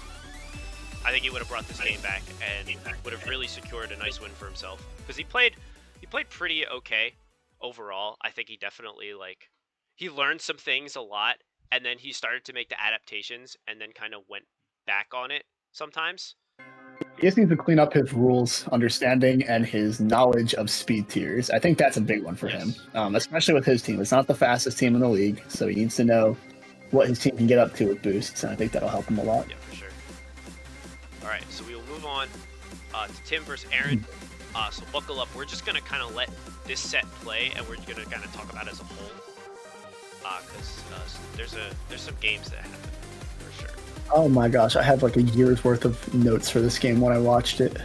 A lot of it goes toward Aaron. But I also will say this is one of the only times we're going to see, hopefully, a game 4. Yeah. So, kind of funny. It's very funny. Also, that was funny. And Metal Claw... This set's terrible. Very bad. Everyone's like, Swagger's broken, it should be banned. Bro, this set stinks. But it's funny, and maybe one day it'll work. But I don't know if Stanley's the guy that'll make it work, you know? No, he definitely isn't. Especially because he has Intimidate. Yeah, exactly. And what? That's not his thing. All right, real quick. It's just... I want to talk about this Charizard. Charizard? I made it. Oh, you did? I did. So, this Charizard was really fucking cool. And I wanted it to work so bad. So we'll kind of let this play.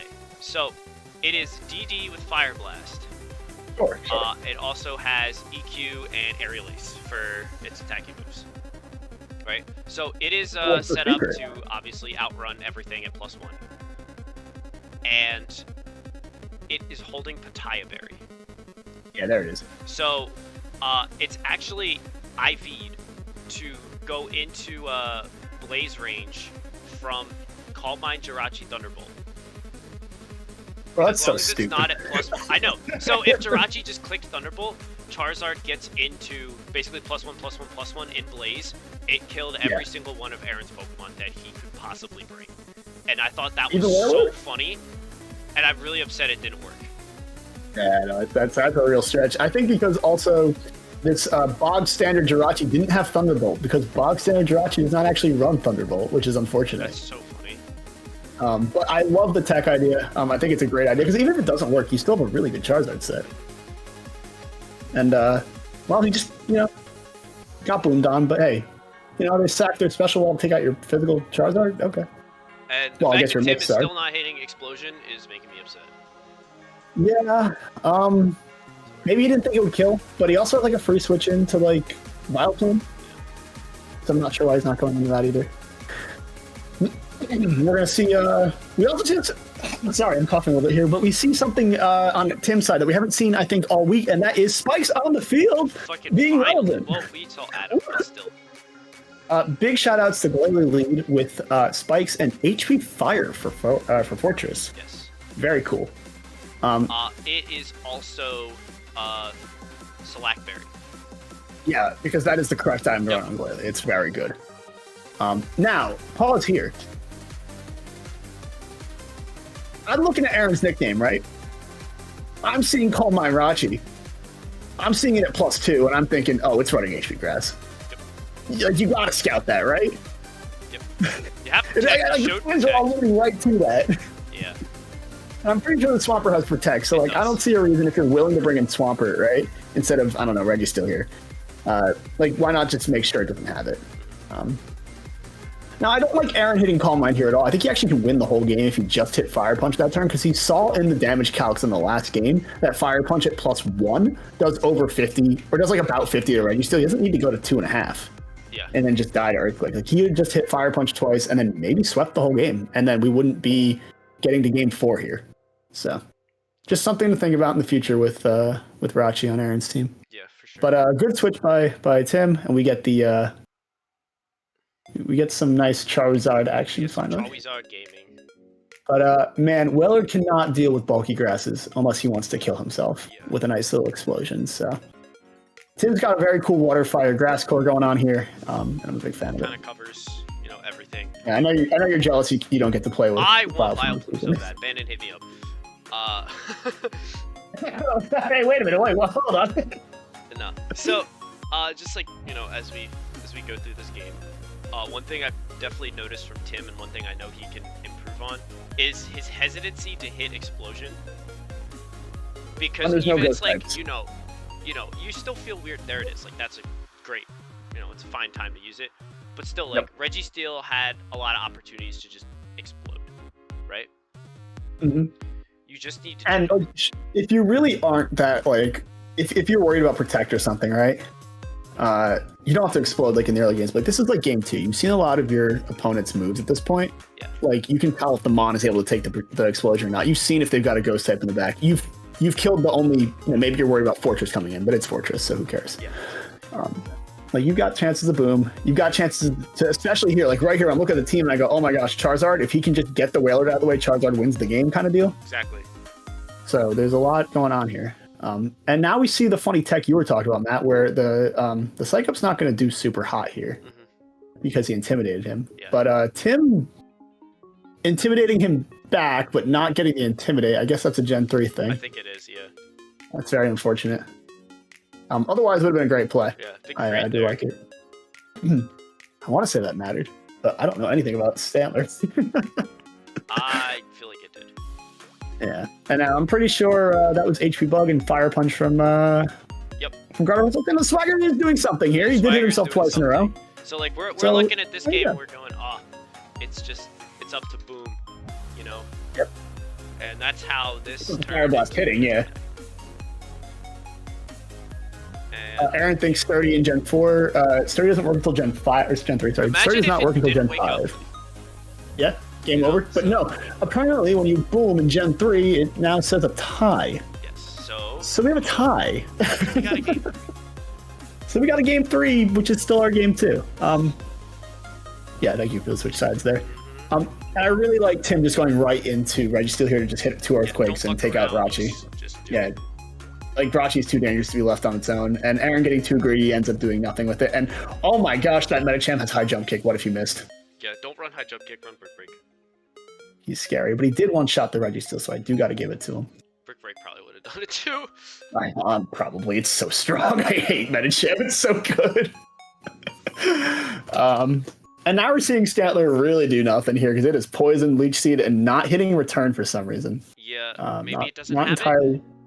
No, he did. He does, and the steel type is dead, so it's a very interesting time to hit Earthquake. Yeah, like man, we got so many like return hits here that you could do if you're willing to just sack this thing. But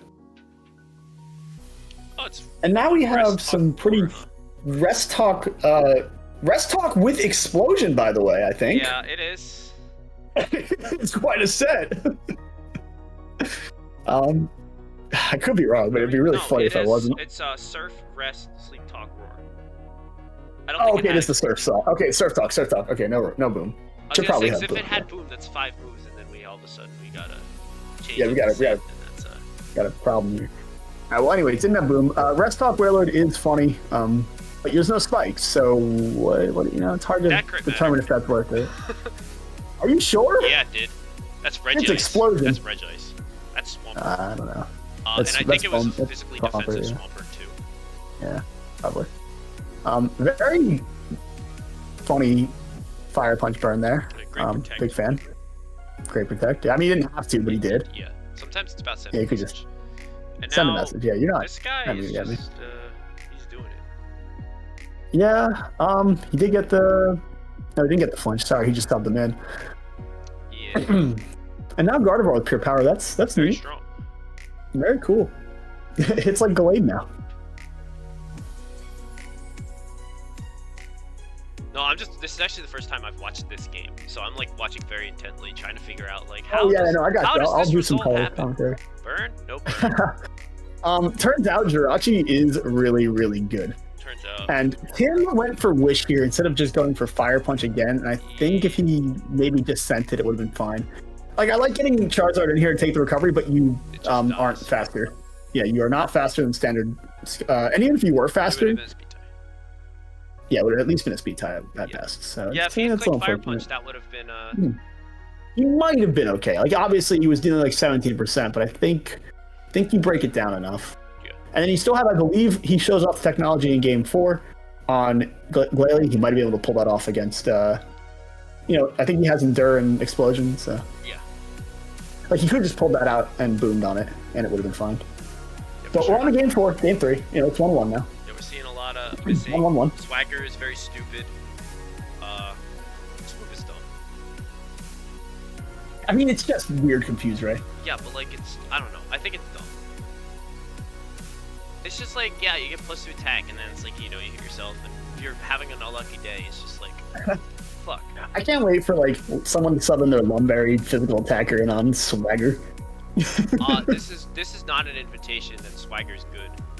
There's a reason it's banned in, like, literally every single fucking format ever. Poor Charizard, man, I wish it got to do something. Oh, he's just not here to take these fire punches. And honestly, like, that didn't kill. It was so close. Yeah.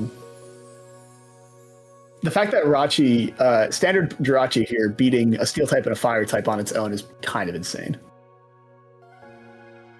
But it's just a very good mon. It is quite good. It kind of just ripped apart this entire team. And now we're going to see Glalie with the little hidden power fire. An actual huge crit because now Glalie has taken out 2 mons and shifted the battle from a downside for Tim for a completely other direction, because now you've got a sleeping Regice and a sleep talk Wailord in the back that can't do anything. So I also, and both of them are slower than Bioplume, or at least in this case are slower. May not always be.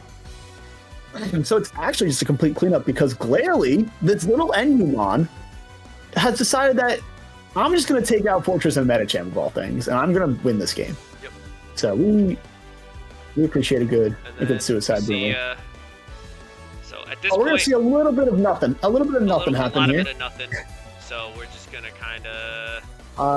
Yeah. Lead seeds on. It's done. Woo. So. Yeah, and Tim wins the game 2-1-1. Good job, Tim. I enjoyed watching this set. It was funny when Game 2 happened and nobody knew what to do. I'm glad you're around for that, Matt.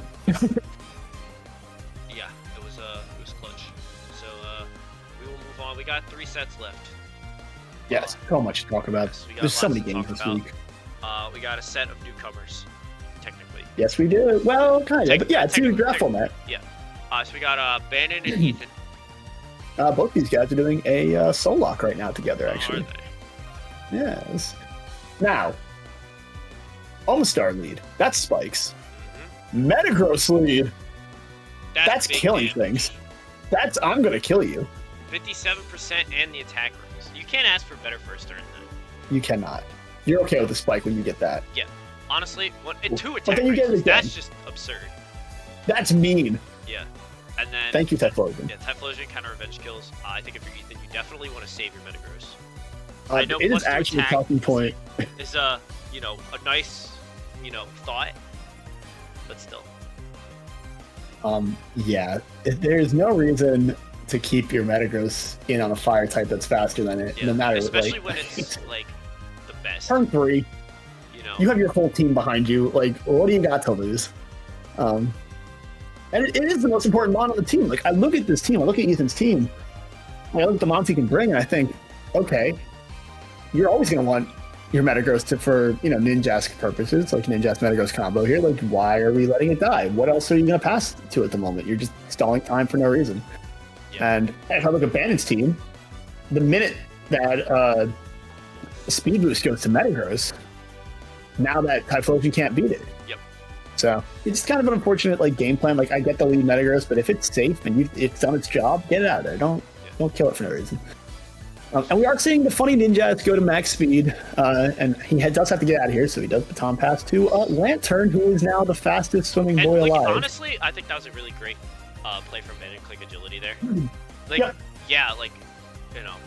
Ethan spent 8 turns getting to +6 speed. He's like, yeah, for sure, no worries there. And then, now Zapdos is at +2 speed. As HP grass. Parad, and here comes Ike.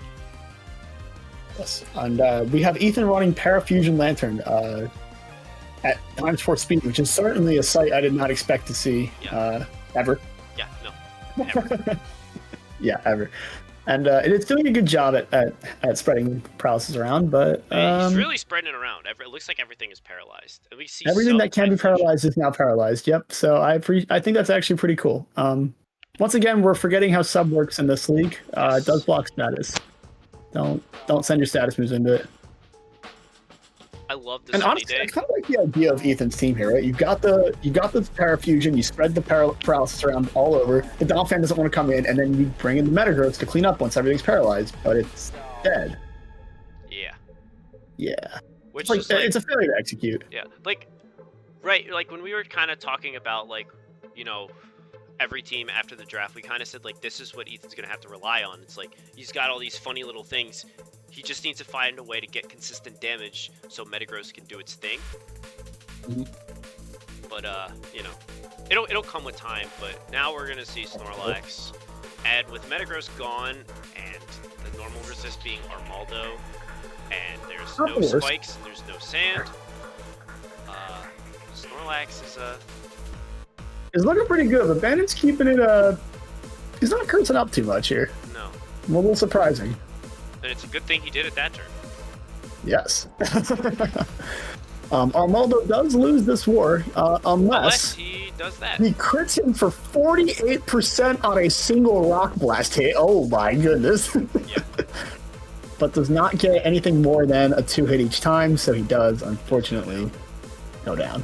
But Snorlax is mostly taken care of, and I'm actually surprised we went into Lantern here. I agree. I don't think anything can take out Snorlax, but you are just kind of sacking it at this point.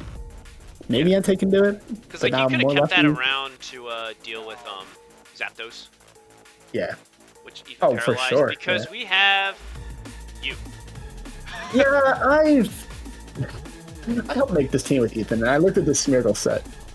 And I said, Ethan, this set's very funny, but it's very bad. It is. But he also didn't use it right, because you're not supposed to make Ninjask and Smeargle the last 2 mons on the field, You don't win a game with those two. They're here to facilitate the others. So letting all the others die before they come in is not entirely correct. And he also had Sport. He didn't put the Snorlax to bed. He just let himself go. So it was over, but we could have at least maybe instead of stacking the Lantern, just bring in Smeargle and hit Spore and then bring in the Lantern. Have an extra turn to try to do something, perhaps. So just little things. Bannon I think played fine. I love his Sunny Day core here, actually. I didn't talk about it a whole lot, but he does have the double Sunny Day chlorophyll and Typhlosion combo, and I'm a big fan of that, Yeah, especially and we didn't with see lefty, so we can Ethan's assume lack that's of like water Vitaberry. resist. It is with Tyberry, I Yeah, believe. so like that's a lot of fire type damage, Mhm. and I think we looked at Ethan's team before. It's kind of Yeah. fire weak, and you know, Doesn't have not seeing the Breloom, Mantine here. not seeing Nope. Breloom is, you know, I get it, but like, I look at Snorlax, I look at that team, and I go, how do you beat it? without Breloom should be Metagross? here. You know. Yeah. But we'll Yeah, go Metagross into- Breloom should be here for Snorlax. We'll go into game 2, and we'll see what happens. We see Rock Slide immediately. Right. That's an odd choice for a bit in Metagross. No, it's honestly it's pretty common because like Yeah, Zapdos is a but, good like, switch in. The we're fire just hitting- types. Yeah, I mean, but he's just getting spikes for free here. I feel like, unless you really don't care about the spikes, which maybe he doesn't. You should care about those spikes.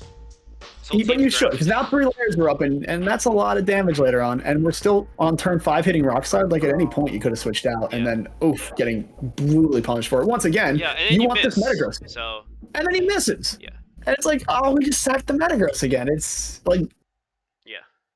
what do we, like, what? That was just huh? a poor use of. A lot of people think Metagross might just be the best Pokemon. Like it's so Yeah. strong, and now all of a sudden you're letting Omastar do things. Omastar's not And your supposed to Spinner do just things, died. and Yeah. your offense is gone. And It's he's recovering HP every turn. It's not good. Yeah. So Like, there's the no reason you to lead Banded Metagross is to force the other lead out. Yeah. You know? Which, like, Bandit didn't even need to switch there at all. No. He didn't, but he chose to. Yeah. And now we have the Snorlax counter, which is not entirely correct. But it is Spore Endeavor Smeargle. I hate it. It's so bad.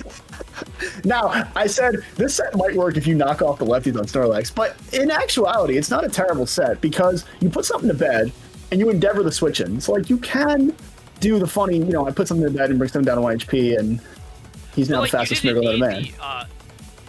I don't think you needed Salic Berry. I never expected him to pass the Ninja speed to him. That's fair. But even then, I feel The like it's Blackberry was simply for, like, Typhlosion, Zapdos, stuff like that. yeah, there really just isn't any offense coming from Ethan's team. No, because it's all been stacked. Like, I think if the Smeargle came in earlier, hit Spore and did the Endeavor strats and did all the funny things earlier, right? Like Like, then you that can bring in your late Smeargle game was the people and lead. clean up. You know? Yeah, imagine Smeargle's lead here. Put that thing to bed, free. Spikes, It's free. And then you Spikes? can start tossing. Yeah, like that's a good start. But like, it didn't work out. And I think Ethan just needs to realize when his strategy is not quite working, like don't still commit to it. Like think about what's the alternate plan. Yeah, adapt. How am I gonna bounce? How am I gonna pivot? Because he didn't, and then Bannon got a really nice 2-0. And honestly, props to this Executor. It did have Psychic, which is a pretty cool move. You don't see anymore on it, but it does get it. It's stab. Yeah, you I mean, be ready Brandon for brought it. a good team. I think Brandon brought a very He good had a team. good strategy, and Spike, he executed Snorlax. his game plan well. Right. You know, And so- but yeah, nothing too bad against Ethan. I know he'll have a redemption match against Will. I'm very excited to see what he's going to cook in the lab for that. Whether good or bad, I'm just excited. Okay. yeah, for sure. All right, I'm very excited to talk about this game. Go for it. You got the mic. All right, so this is Obscene. This is Ernest. He's new to our league. And here's Atomic Drew, with, a SAPA veteran. You know him from our at little this cup point, seasons. On and off. So going into this, right, we see this was I think the second set that was played. Yes, it was very early on. Yeah. So here's Electabuzz again. A buzz. So King of New York, baby. this set kind of showed me that I undervalued Espeon a lot. And Everybody did. We're and Shiftry being how here undervalued is, it was. It's so good. yeah, like you don't think of Shiftry as like, a Pokemon that can do things, Mhm. right? But it's like that's -1. It did a lot of damage, Yeah. But yeah, we Just see having- Espeon, specifically this SP jump, so it's the Calm Mind Yeah. Pass variant. alongside really strong special attackers. So like Suicune, obviously it's a Calm Mind setter, and we also know that he has Gengar on his team. Yes, this is the team that has both teams have Gengar Espeon. It's actually kind of funny, and it's just a really good combo. Yeah, it just works. And then here we're starting to see it happen. So here comes Marowak, another Calm Mind, and hopefully, I think he could have just like Psychic, to be completely honest. You could have, but you got a free switch here to Gengar, and worked out. Yeah. It looked, in my opinion, to be a pretty free HP Ghost though from Marowak if he had it. Yeah, I definitely agree there. So it was a little. I think Psychic would have been better too. But maybe the Espeon wasn't really spec'd to do any damage, so maybe it might not have killed. It's hard to say. Isn't. But here comes But we do Machamp. have the champ. This We was love really Machamp. fun Machamp to build Yes, it's a shame it exploded and died. on the first turn. Yeah, but we'll see. Great explosion, by the way. A fantastic explosion. Yeah, for sure. Is that I think that was his- Bandit Shiftery. Yes, it was, and it will continue to be. Yeah. I think with Ernest's team here, right? Yeah, it's Ernest's team. I'm still getting used to his showdown profile here. Both of his physical attackers were banded, Gligar and Shiftry. So he banded both of his non-Calm Mind recipients and said, okay, I'm going to break the walls, and then I'm just going to Calm Mind jump everything over. And I think it is actually a really good strategy. Yeah. It's pretty much hyper offense without the spikes. Yeah. So here comes. I think it's really funny that our teams with Espeon also have Gengar and Raichu. Oh, they also have Raichu too. That's really funny. I thought was neat. Yeah. Raichu is extremely good mon. Hitting that 100 base speed. This could have been a speed type. I'm pretty sure it was. From what no, I don't think it was. It just was modest Raichu. Right. Raichu is it might have been a speed type. Maybe Might have it been. was That's what I'm saying. modest, but Men's got lefties first. So. Oh, we did. Good point. Oh, is that always going to be a proving ground? Always has been. Yep. Yeah, except for a speed tie, right? Speed tie, yeah. Ah, now you know. Technology that I will probably always forget. But hey, you know, now you all can know it too. And we're in a little Calm Mind war here between Slowking and Suicune, but obviously one is favored right now because this Suicune is toxic and I do not believe has any way of curing it. Yeah, Calm Mind, Ice Beam, sir. It might be Rest. Could be Rest. Hard to say. It is Rest. But it is Rest. But if this Slowking has even a single move to break through, such as HP Electric, or just getting the chance to do more Calm Minds by Suicune sleeps here, the game effectively goes to whoever wins on the Calm Mind war. Yeah, it just comes down to a crit, Yep, and a crit, but and, maybe not because Psychic does 37 too much damage and Surf doesn't, and it's got Toxic. Suicune cannot. Well, honestly, it could. No, it can't. It'd have to freeze it with Ice Beam. That's its only play. Pressure. Oh, you're thinking pressure stall? Yep. Oh, that's pretty. Yeah, oh that's no, a lot of not it's crits. done. Yeah, at that point, the game is over. Yeah. So pretty fun game one. Proving that I think Slowking is very underrated in this draft. We've seen it in both game ones so far. Absolutely rip apart teams. Slowking and it's in great. what, UU? Mm-hmm. Disgusting. Yeah. All right. So And game two, yeah. Game two. Buzz. All right. Buzz Espeon. We'll see how does this change. Now we get to see Metagross come out. And Yeah, and Espeon gets a pretty free Calm Mind every turn one, which is actually very, very nice for him. yeah. And then we see Agility Metagross, which is a set I love. It's near and dear to my heart. True. So. But it's an unfortunate agility here because it can't really do anything to And it gets Suicune. crit. So if it doesn't have Explosion, we could have a problem. And Ernest Regardless, makes a really good call. And goes Gengar. Just to I'm scout. so impressed with our new players, man. They're I'm scary. incredibly impressed. Yeah, you guys are definitely blowing me Good. away because I wouldn't After- make that play. what 10 seasons? Uh-huh. Like we still have some of our players, not naming names, will taunt Dark types in Modern 10 and stuff consistently. Be like, brother, what are you doing? We've played enough at this point. Like we should kind of have that down. These new kids, they got it all down. But now we see the main difference between last game and this game is this Shifter is alive. Mhm. And this Slowking, the only thing that was really stopping the Calm Minders is now almost dead. Yeah. Yeah. So, and interestingly enough, I believe this is a mixed shift trade. If he wasn't locked into a move, he does, I believe, have something to hit. I think he might have hidden power ice or something for this Mence even. That would make a lot of sense. So it's a really crazy set right here. Yeah, this Slow King is very, very specially defensive, which is interesting. You don't Absolutely. really see that on like a Calm Mind Normal Mon, game. right? Usually they envision more like HP Fizdef, but still not enough for Gengar, showing it's definitely an offensive Gar. Yeah, not a stall guard or anything weird. Oh And my so God, far, that is super banded. Yeah, if you don't think this Gligar's banded, you better know. You better think it's banded right about now. And I'm surprised Drew sacked the Marowak instead of going into Mence. I still don't think he realized it was banded. I don't think he realized because that was the freest Mence, and Mence can throw off some really strong hits. So now it's like you're on such a back foot. Like you can't really 1v1 this Suicune with the champ because of pressure. Now you have Because of pressure, you get 4 all cross of them. jumps left. Yeah, and you still have to worry about Gligar.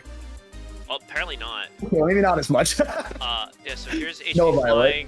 flying, and we see HP, I think that's Ghost. That's Ghost, yeah. Yeah, A good potential Gengar read there. yeah, just in case, you know. Yeah. But still, like, But definitely on the end game here. yeah, Ernest is just kind of, he's cooking this game. And He I think is. he's He's- consistently been cooking this entire, like, second game. Like, he's just been in the driver's seat and Absolutely. has just kind of made Atomic look like a fool throughout. So, really good adaptation. Yeah. Fantastic play. And it just goes to show how important leads are because, like, I think that the momentum never, like you said, never switched. He was in the driver's seat, and it wasn't like, oh, you know, Drew had a chance to come in. No, he was always just trying to fight back from the losing position and never, like, even once got his setup mons ready. Yeah. And it all comes down to that. You know, I think, in my opinion, it comes down to the fact that the Buzz here, who's a great mon and a great man, cannot touch this Espeon. Yeah. Like, yeah, it can Like, break it gets a sub, which free is calm really mind. nice. And Yeah. thankfully, it kind of limits Espeon's potential in that regard. Yeah. Which is good. So, like, you could really get this thing low, or just crit it and get rid of it. Or Which just is, quit it, which is like, oh my gosh, that changes the whole game, right?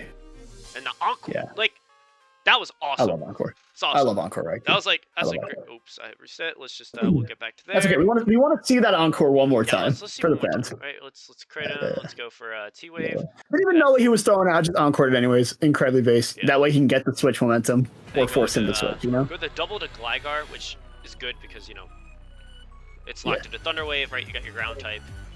Yep. And we see goes And for then, Earthquake, so it's also free Mence entry. And we As see long as this Hydro Suicune's Pump, baby. alive. Oh, we see Pump Ment against Pressure Suicune. Funny. Yeah. As long as Suicune is alive, though, Ment is literally worthless. It will do 20% max with like HP flying because it's lefties and not banded. So, Yeah. It's also, which is fine. you know, But like, yeah, you no got to problem. figure out how to get that Suicune off the field, or just make some double switches. So we're gonna see. Or just be okay with probably chipping. Come back in here. We're Yeah. gonna see. Boom. No. 21 HP flying. Yep. Yeah. I'm like, there's not much you can do about it. You just kind of have to accept your fate. But Yeah, but at And least it's you a can losing get matchup both the Electabuzz time. in. And now Electabuzz is in a really fun spot where super fun spot. you can, like, all your moves are free. Yep. Except for Thunder Wave. Because you are Thunder faster Wave than is not Gligar. But every other move is free. Like you can be big ballin', you can do it. And what does he do? Mhm. He goes for the Ice Punch. Ernest makes the really good mid ground. Just goes, you know what? Raichu can handle most of them. Yep. And then Static is super nice. Very funny static on a special move because Ice Punch does make contact still. Yeah. Just Something so all weird. elemental punches have to worry about. Yeah. Yeah, it's like you knew they were readying up for the physical special split because they had contact moves at this point. But and then a very big crit on that Raichu. Like, sure, he wasn't doing anything, but like, you know, it's just another guy down that you don't have to worry about. Yeah. So, Man, dude, that two big crits Quake now. is doing so much damage, man. I know, it's ridiculous. Gligar used Earthquake and did 62 to Machamp. It's not on my bingo I gotta board. say, Atomic has gotten a lot of really good crits for him in this game. Yes. And I like Absolutely. bringing out Electabuzz here because it's the Suicune's forced to rest and you can throw off a move and you could just crit and kill Gengar. you know? Yeah. Oh yeah, no. Did you know that this is the set that Will messaged me later on after his set and said, I feel like I got unlucky with crits. And I said, no, you watch Drew's set and you think that that's the normal amount of crits. And he's like, yeah, that's probably true. Yeah, we see Pumpments coming out. Pumpments coming out doing the perfect thing that it should always do. Yep, actually Just not missing. Really good double to Shiftery. I love that to try to get the momentum back. Can't yeah, quite take even out though you're down Mons, it's it's still really smart. It's like, how did, like, you know, and then Mens gets to keep coming in, and Suicune's asleep. So obviously, you know, Atomic should definitely make that double to Buzz. Boo! It's all good. As long as you know, it's hard to put Buzz out there because like you do want him, but he's also paralyzed and may not do anything. Yeah. Whereas you're kind of like just forcing Suicune here to like have to choose when it goes back to rest. Also, here's a big boom. Yeah, safest boom ever. Yep. Resting now, Suicune comes back out, and you can choose your Slow King or Buzz to come out and just win the game in a sense. So. And we've kind of seen how this one goes. Yeah. So we know this Suicune can't really handle Slow King, so Ernest just kind of he throws it in and says, "Let's save our time and move on to the next set." But honestly, I think out of all of our players this week, I think Ernest impressed me the most. Because his team was really well made. He made good plays. And honestly, just got unlucky. I think that was his set, and Atomic kind of crit his way to victory on that one. I know it certainly helped. Oh, it certainly helped, yeah. I mean, the game's completely different if Espeon makes that first SP jump. We don't, the whole next 30 turns changes. So, like, but sometimes, and I was telling this to Will, I said, if you feel like you got crit a lot, right? Sometimes you might not have just been attacking enough because, you don't get the chance to crit if you're going for setup moves, you're going for subs, you're going for statuses or whatever. Like, if you're swinging, you're getting that chance to crit. You're getting that 2 times damage in Gen 3. Yeah. It's big. Yeah. And this is our last set. So this is my set. This is me versus Hall. Brian's set of the week. I thought the set of the week was the last one we just watched, but again, that's just me, but I will always downplay my own performances. But I mean, I think we could have called a multitude of these sets pretty dang close to being set of the week. But the reason I think I like this set so much is it's showing off a lot of good Gen 3 technology, such as Baton Pass and Doug Trio and Spikes and all the stuff you expect to see from normal Gen 3 play into one really nicely played set. Yeah, this one is definitely going to be the, hey, how the heck is draft in ADV working? Watch this set. I think this one kind of gives a lot of by the way, goes out to my nickname of the week. As much as I love the Buzz, that's a pretty good one. Oh, Marty McFlygon? Yeah. Thanks. I got a couple of those lined up. Yeah. Just looking at this lead, right? Obviously, Flygon is afraid of HP Ice. I have spec to live 1. I'm like, you totally spec to live 1, didn't you? I spec to live 1. Pat and I were in voice, and he was like, yeah, you definitely EV to live 1. So he just goes and VPs to Wheezing. I like to keep him honest, right? I go for the Earthquake. And then, I have to eat this Wisp, which is unfortunate. And Wheezing is the biggest pain in the ass I have to deal with the entire season. Yep. Nothing comes close. Immune to spikes. Yeah. Crazy. So. Crazy good. At this point, I'm just trying to. Attacker, if I remember correctly. What's up? Yeah. So you don't have a good psychic attacker to take out Wheezing. Yeah. Yeah. So he's a toughie. It is. Yeah. So I'm burned on Scarm, so I'm not healing. And I'm kind of, I'm trying to whittle Blastoise down. Like, at this point, you can get his spinner off the field effectively.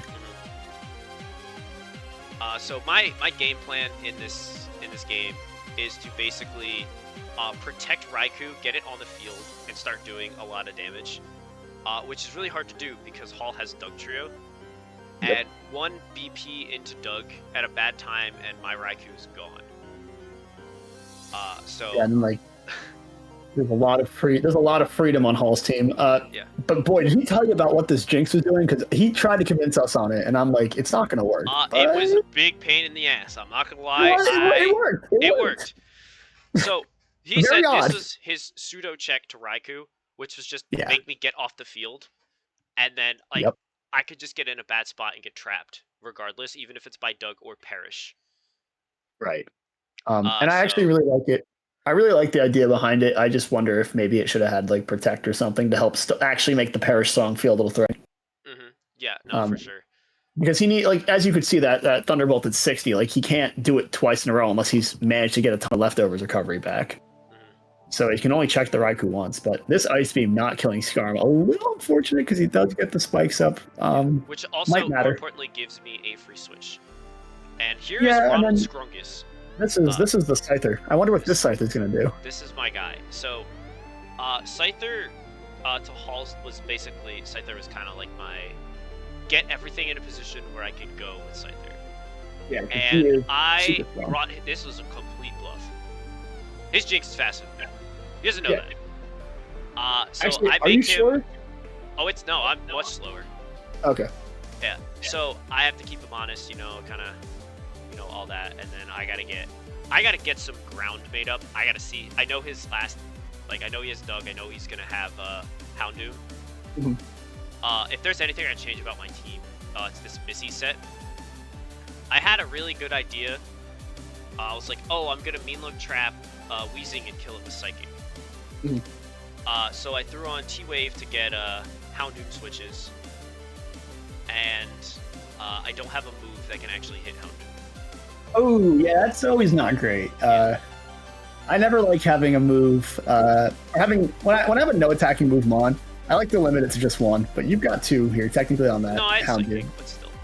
Yeah, I mean, like it's hard. It's hard to commit to like a move that's is probably going to have an immunity out there somewhere. But Thunder Wave's a great pivot because like now look, you got a surf off on it. It died. Now great, you don't have to worry about it anymore. So here's me keeping him honest, and he gets the double, thinking, oh, he has to go into like Mischievous or something to threaten out Weezing, and I throw down a sub. Yeah. So my little Flygon, he's got some little tricks up his sleeve, right? Hall's just BPing around, right? Earthquake, whatever. Keep him honest and all that. You're getting your lefties back. You're forcing the Jolteon to take some stuff. I guess if I'm going to give a teaching lesson of the set. So Flygon is really good versus Pat's team. Obviously, that's why I brought it. And the only thing that sucks is I can't deal with Weezing. Regardless of what I did not have a move I could tech on to deal with it. So what I did was I kind of took advantage on Weezing being the best switch into my Flygon, and I started to spec so that I could attempt to deal with it in the stupid way possible. So I mean, I don't hate Screech Tech. You can't break your sub. He's proven he doesn't have Ice Beam or Hidden Power Ice. Yeah. If he had HP Ice, there was nothing I could do about it, But now it's time for minus defense Rock Slide flinches. And it still only does like 25%. Yeah, but with no reliable way to recover, this Weezing will eventually go down. You get a free sub, you get a free Screech, so he is forced to switch. Yeah. And I just do it again. So, right. Why bother? Yeah, why bother? So I make the play go to Missy because I'm expecting him to go for spin. Oh, you're looking to spin block there. Okay. Yeah. And that's why I go into Missy. I don't want him to spin. I really need that spike to stick because I want to get Jinx. I want to continue to keep it in Thunderbolt range. Yeah. For Raikou. Makes sense. And like he's just letting his Blastoise die, which is very unfortunate, but I guess he sees no real value in it anymore at its low HP. Which I mean is fair, so I go for the Psychic and take it out. Yeah.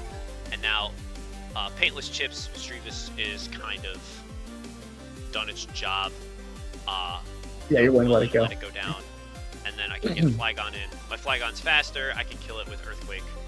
But I go for sub thinking he'll go to Weezing, he doesn't. I'm like, okay, whatever. Calling out the sub. That's a good play. Sometimes, it's like, I want to keep my advantage up. And now it's almost like, I like the idea of on Hall's side, if he's willing to sack his Jinx, to let the, keeping the Flygon's HP lower than 100 so you can guarantee the HP Ice kill on it and force it out. So I kind of like that. Yeah. I'm a little surprised you're keeping Vaporeon in here. So at this point, I kind of need to get some offense going. Yeah. And Weezing is, it's 64. Like, it can't really switch into Vape. And I'm kind of waiting for Doug at this point. I'm trying to get Doug to come out. So like this was kind of like my bait play, and then he shows Toxic. It's not Thunder Wave. I'm like, oh, this kind of sucks. Yeah, I think he put Toxic on specifically for Flygon and Raikou. Not because like it's better for Raikou, but if he gets the sub switch and like he had, I don't know, his Jinx around still, then he can Toxic Perish Song and do all sorts of annoying things. Yeah, so at this point, I'm really just kind of... I needed to get Raikou in safely, and Vape kind of had to go. It's unfortunate that it was Toxic, but, you know, I was able to kind of break some holes with Raikou. And it turns out like the sub meant that, you know, Drug Trio couldn't do anything this game except for break a sub. And yeah, no, you're not that guy, pal. You can't take that HP ice. So I go into Ronald Strungus. And here's the secret tech, because we don't have sand this season.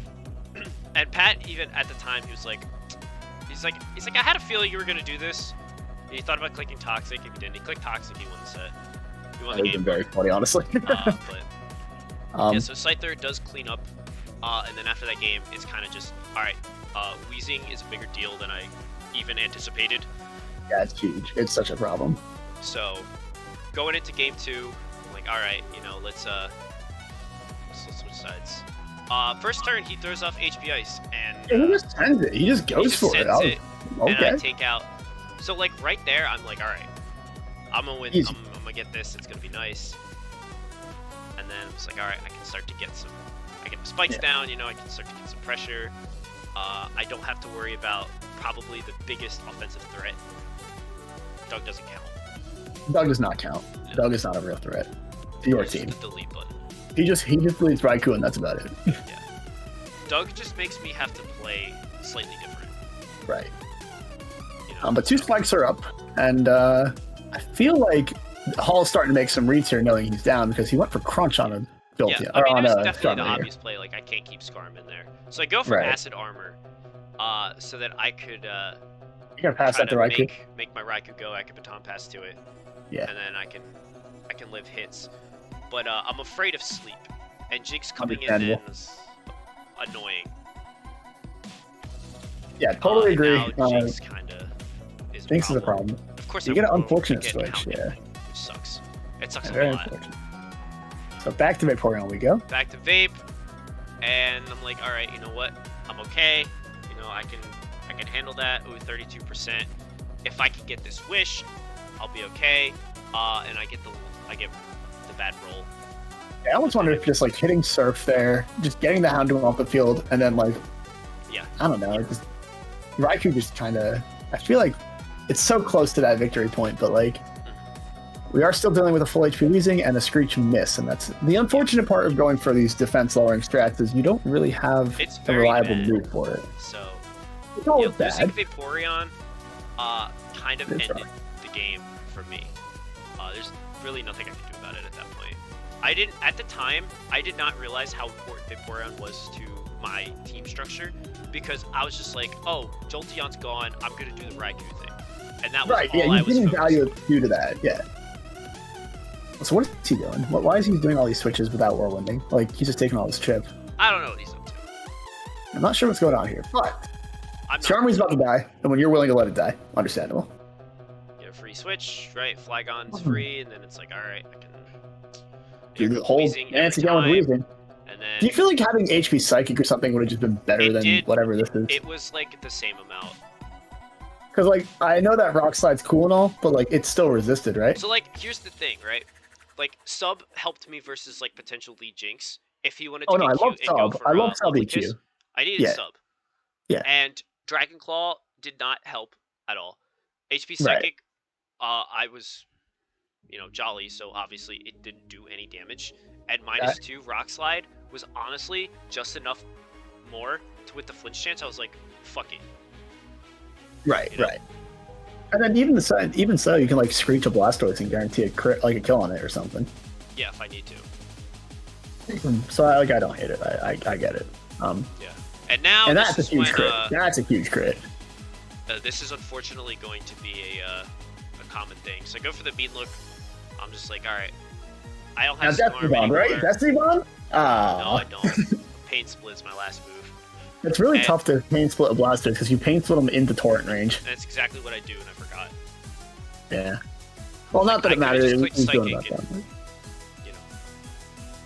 But free switch to Raikou, and Hall knows that you're going to sub here because. And there's nothing I could do, and now it's like, all right, I Yeah. gotta get the kill. Yep. And then because of that, here comes Doug Trio. Comes on in and does exactly what it's going to do to everyone this season. That, you know, sacking a Mon to let Doug Trio come in is so incredibly good. Like, everyone has to be aware of it. Yeah. And now Flygon has to do almost the impossible here. Yeah. Just go for crit punches. Yeah. And then I believe he gets a poison. Yep. And then that's the game. Which, who's in the back right now? It's, oh, it's Scyther. Yeah, it's over. So, here's the thing, right? Okay. I'm listening. So, it's not as over as you think it is. Okay. So, because Pat just doesn't leave Weezing in to take more chip, I get a very interesting opportunity with Scyther. Oh, yeah, 'cause he's locked into my last move is SD. the correct last move. Yeah. And if he did not crit me, I was at +4. Buddy. And then with Endure, I can get into a higher range where all of a sudden I was a range on Weezing. Yeah. And I thought that was There's really a whole chance. There's a whole chance that yeah, it's you very get that. low, but like even if I'd crit, like I could have won that game. Mhm. But you know, Pat definitely got very lucky at the end. But you know, Does bring us to a game 3. Honestly, I forgot the game ended in a crit. I'll be real. yeah, no, you know, it is what it is. Every turn I still went for Earthquake because I wanted to keep him honest. Makes sense to me. Like, you cannot afford to sub because you will, get hit by It's HP like, ice if and I then. die, then I die. You know, right? So here's the Screech. Like this time we're on Blastoise. Hey, And, look at like, that. You And can then see it's like, look at that, boom, that's good damage. that's huge damage. And later on, that he won't be. He's actually forced to switch here. Yeah. So So at this point, Screech, I'm gaming. very I'm gaming useful. right now. Yep. That's what's going down. So, I'm screeching and then I miss, and it's like, all right, well, there goes my Yeah, momentum. He 85%, crit breaks yeah. my sub. So, gaming is over. Gaming is not over because we're doing it again. We're doing it again. And it's like, all right. And it's always something I think about whenever I run a single attack move like Sludge Bomb Weezing. I always think, okay, what am I not able to break? Who can sub up for free on me? Yeah. Because like if this Flygon had any sort of setup move, like it's almost over. Yeah. So like let like this interaction kind of teach you like when you're coming up with build ideas, right? Like whatever the most common switch in to you is, you should have some plan for when it comes in. Whether it's like get us like sub on the switch, right? And I believe Flygon's actually a very common thing to be ready for. Yeah, because it doesn't learn any good moves. Right. This was finally the breakthrough I needed. I got the crit with And the Rock flinch. Slide, which was super nice. Uh-huh. And then I also got the flinch, which was really cool because it kept my sub, and I forced a switch. Oh yeah, look at this physical wall of just losing to Screech Flygon. It's so beautiful. Yeah, like it's turn 14. Flygon hasn't left the field yet, And two Mons Blastoise almost is dead. at 12%. Right, like that was disgusting and gross, and what should have probably happened in the earlier games, except for the crit. But yeah, so I have to let poor Scrungus go to bed. Yeah, a a little consolation prize for deleting his walls. Yeah, because I've learned after that last game that Vaporeon is way too important to let anything happen to. Yeah. So I gotta make the double, go Scarm. 43, my god. Way too much damage. I don't think that's invested.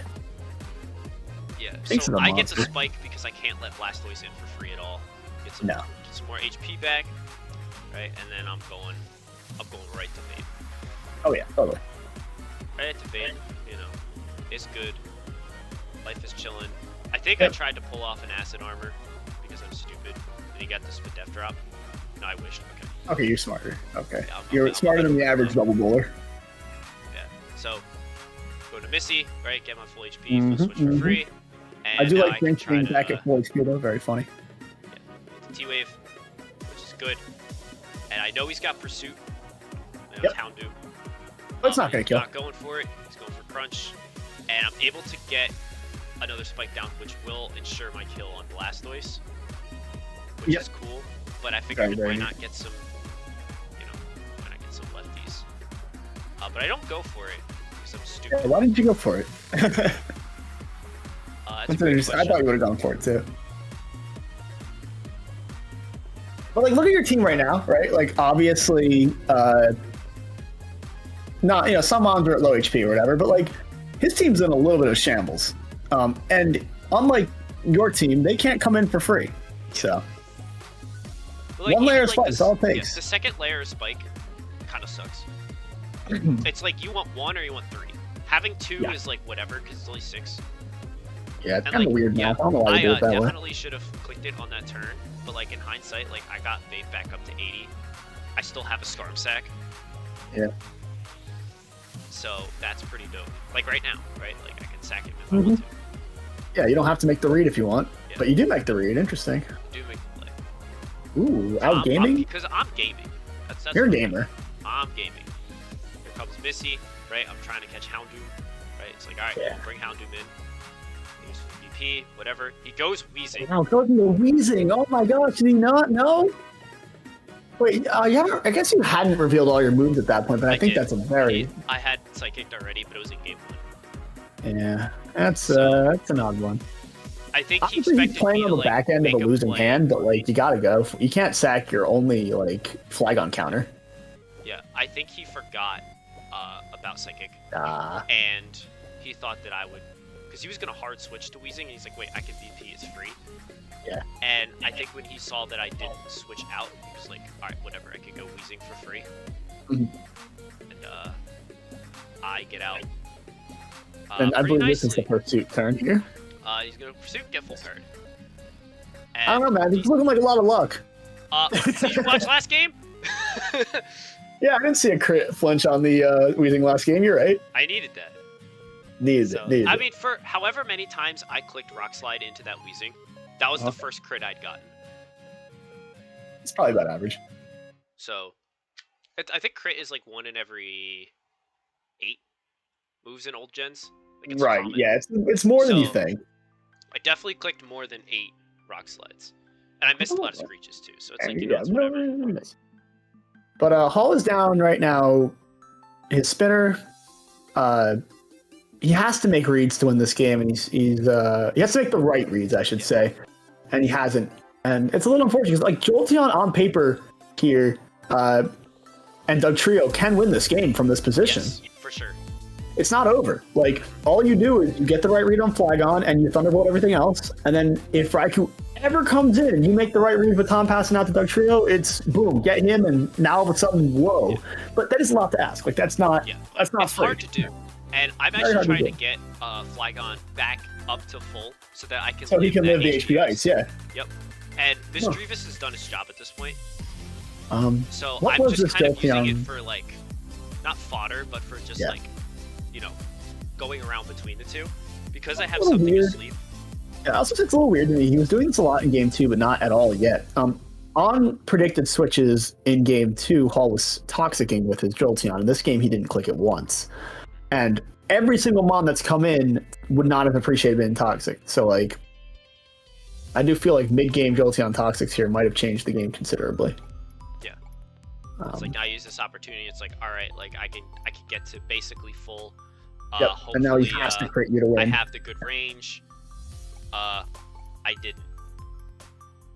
But he didn't. I'm I not didn't sure. have the range, so Not sure I why. gotta bring Raikou in. He misses Toxic, but I don't sub. Yeah, I'm really, really shocked you didn't sub there. I thought I don't know. At that point, I was like, I kind of like went into autopilot mode, and I didn't think about it. I was like, oh, I could lose this game because I forgot that. Yeah, let me Psycho was HP. Let asleep. me HP ice to the compass. So, yeah. So I was like, all right, let's because he needs Jolteon to beat Vape. So I was Right. like, all right, you know what? He's willing to, go Doug. Like you can just go hard Doug. It's fine. Like whatever. And like he just needs to keep his guy alive. And I'm just like, well, I'm just gonna keep clicking the button. Right. And Raikou is a better Jolteon in a 1v1. Like they always wins the 1v1. Yeah, and he has to Nothing to make do. the play that I would go for sub. Even then, Otherwise- it's just over. Yeah. Like. because can he spam can't lock HPI into the whole Earthquake time. because Scyther's alive. Right. So it's literally like it's an impossible win at that point. But it was close, right? Like, Yeah. wasn't bad. I feel like Double That was Toxics not a pretty game. it was not. No, I think it was fine. I think you did your game plan.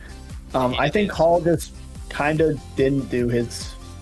I think maybe like the set 2 might have changed his game plan mindset after like, you know, getting all the crits and thinking, oh, he lost game 1 and then getting crits in game 2 to win. Like maybe he just kind of forgot his strategy in game 3 because I really loved the Jolteon Toxics and I really liked like the pivoting around with Lovely Kiss Jinx and all that, and it just never really seemed to happen. Like, yeah, you got it on Scyther, but like that's not the guy you want to put to bed. If any other of the 5 got put to bed, this game's crazy different. Yeah.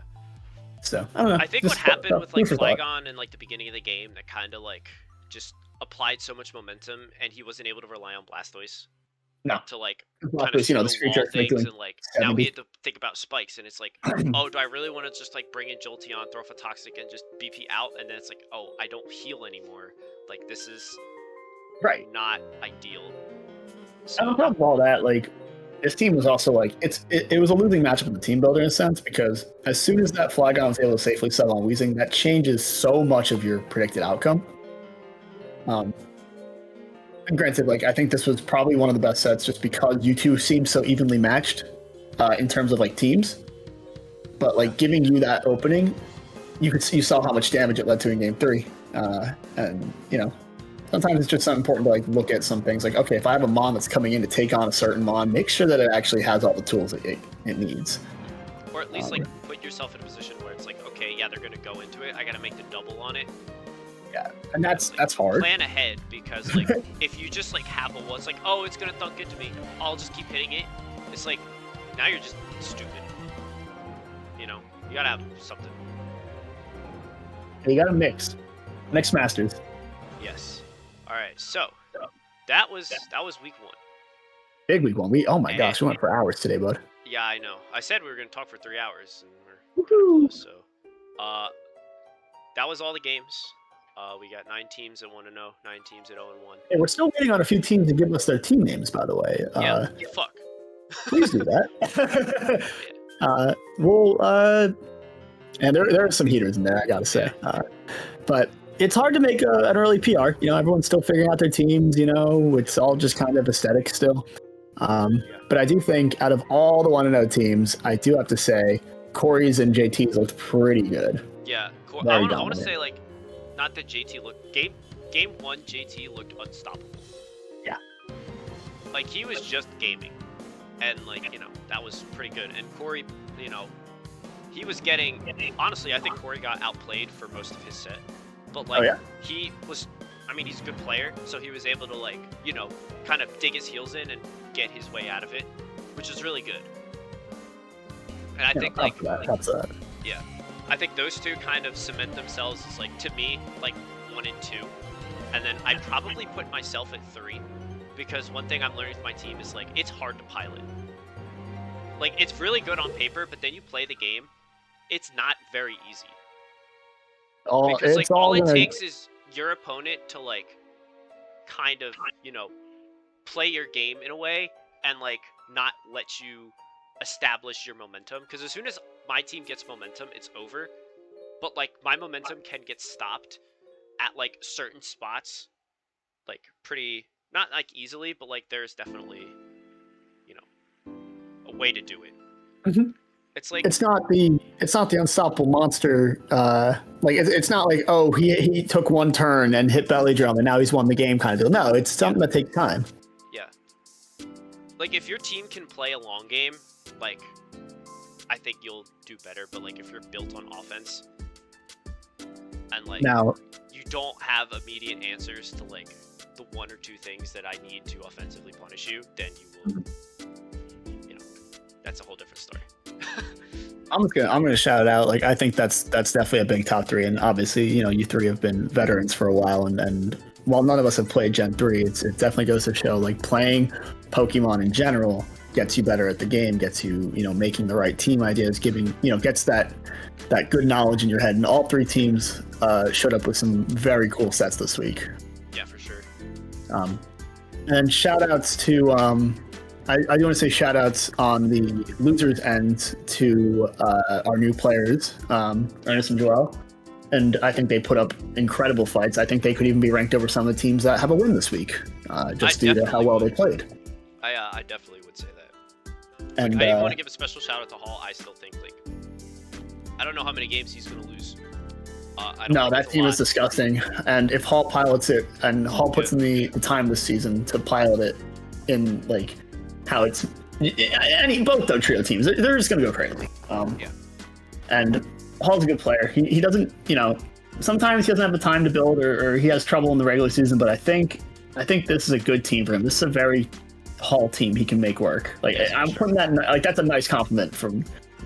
It's hard to describe it. I think everyone that's been in the league knows what that means. A very Hall thing. It's just a bunch of goofy dudes that work together really well and will surprise you. Yeah, you look at it and it doesn't scream like, wow, there's so much synergy, but then you play against it and it's like, how do I deal with a lot of these combos? Because if when I played Hall, if he'd made certain plays a certain way, there was nothing I can do at all, and that's really. It's really scary. It's scary. You're happy the game's over. I'm sure you're happy you're not going to see him again. Oh my god, I know. I wish I didn't have to do that week 1, and I'm still trying to figure out what the fuck to do. Right, and I hope that everyone took this week and got a good grasp of their teams, because we do have some heaters coming up in the next week. I'm personally very much looking forward. I'm very much looking forward to our Will versus Ethan set. Not because I expect it to be the best set of the week, but these two have been talking it up a little bit this season. I'm sure they're going to bring some sauce that I'm sure you'll be very upset to see, and I'll be very happy to see. Oh boy. Another big one. We're going to see Corey versus Adam. Adam has a really, really tough beginning of the schedule going against Corey and JT to start, and and then right into Hall and David and then me. Brutal. It's absolutely brutal. But brutal. If he can figure out that Skarmory and just figure out how to play his game plan, he'll come out of that like a phoenix out of the flame. Yeah. Become unstoppable. He has to experience the Doug Trio plus electric type. Yeah. It's very scary. So, but he has the benefit of having Jolteon, who is not Doug weak, and that will make it a lot easier. A lot different than you versus Hall for sure. Yeah. And then finally, David versus you should be great. Me and David, yep. Yeah. So that'll be good. Our first Skarm versus T-Tar. It's gonna look almost like a real Gen 3 play actual OU. It's gonna be lovely. So very excited for all of that. It's the duel of Chimecho. I know we are all excited to see it. So yes, bring the gongs. He has Dugong too. He can do the double gong, the dong and the gong. Dong and gong, damn. Yeah, chimes in. It's been 3 hours, man. Hold on. Yeah, my voice hurts. I want to go to the gym. I gotta pee too, so. Yeah, classic. That's usually how it goes. So, that was good. Continued to game. Don't make teams that lose to Rotom Wash. Oh yeah, he's not even here, but you know how many of our teams would lose to Rotom, dude? Oh god, I'd be so sad. I'd be in shambles. Every single one. Dude, that's a what if. What if Rotom Wash was in Gen 3? Instant first round pick over Skarm. Honestly, you know what? That's another day discussion. Anyway, goodbye.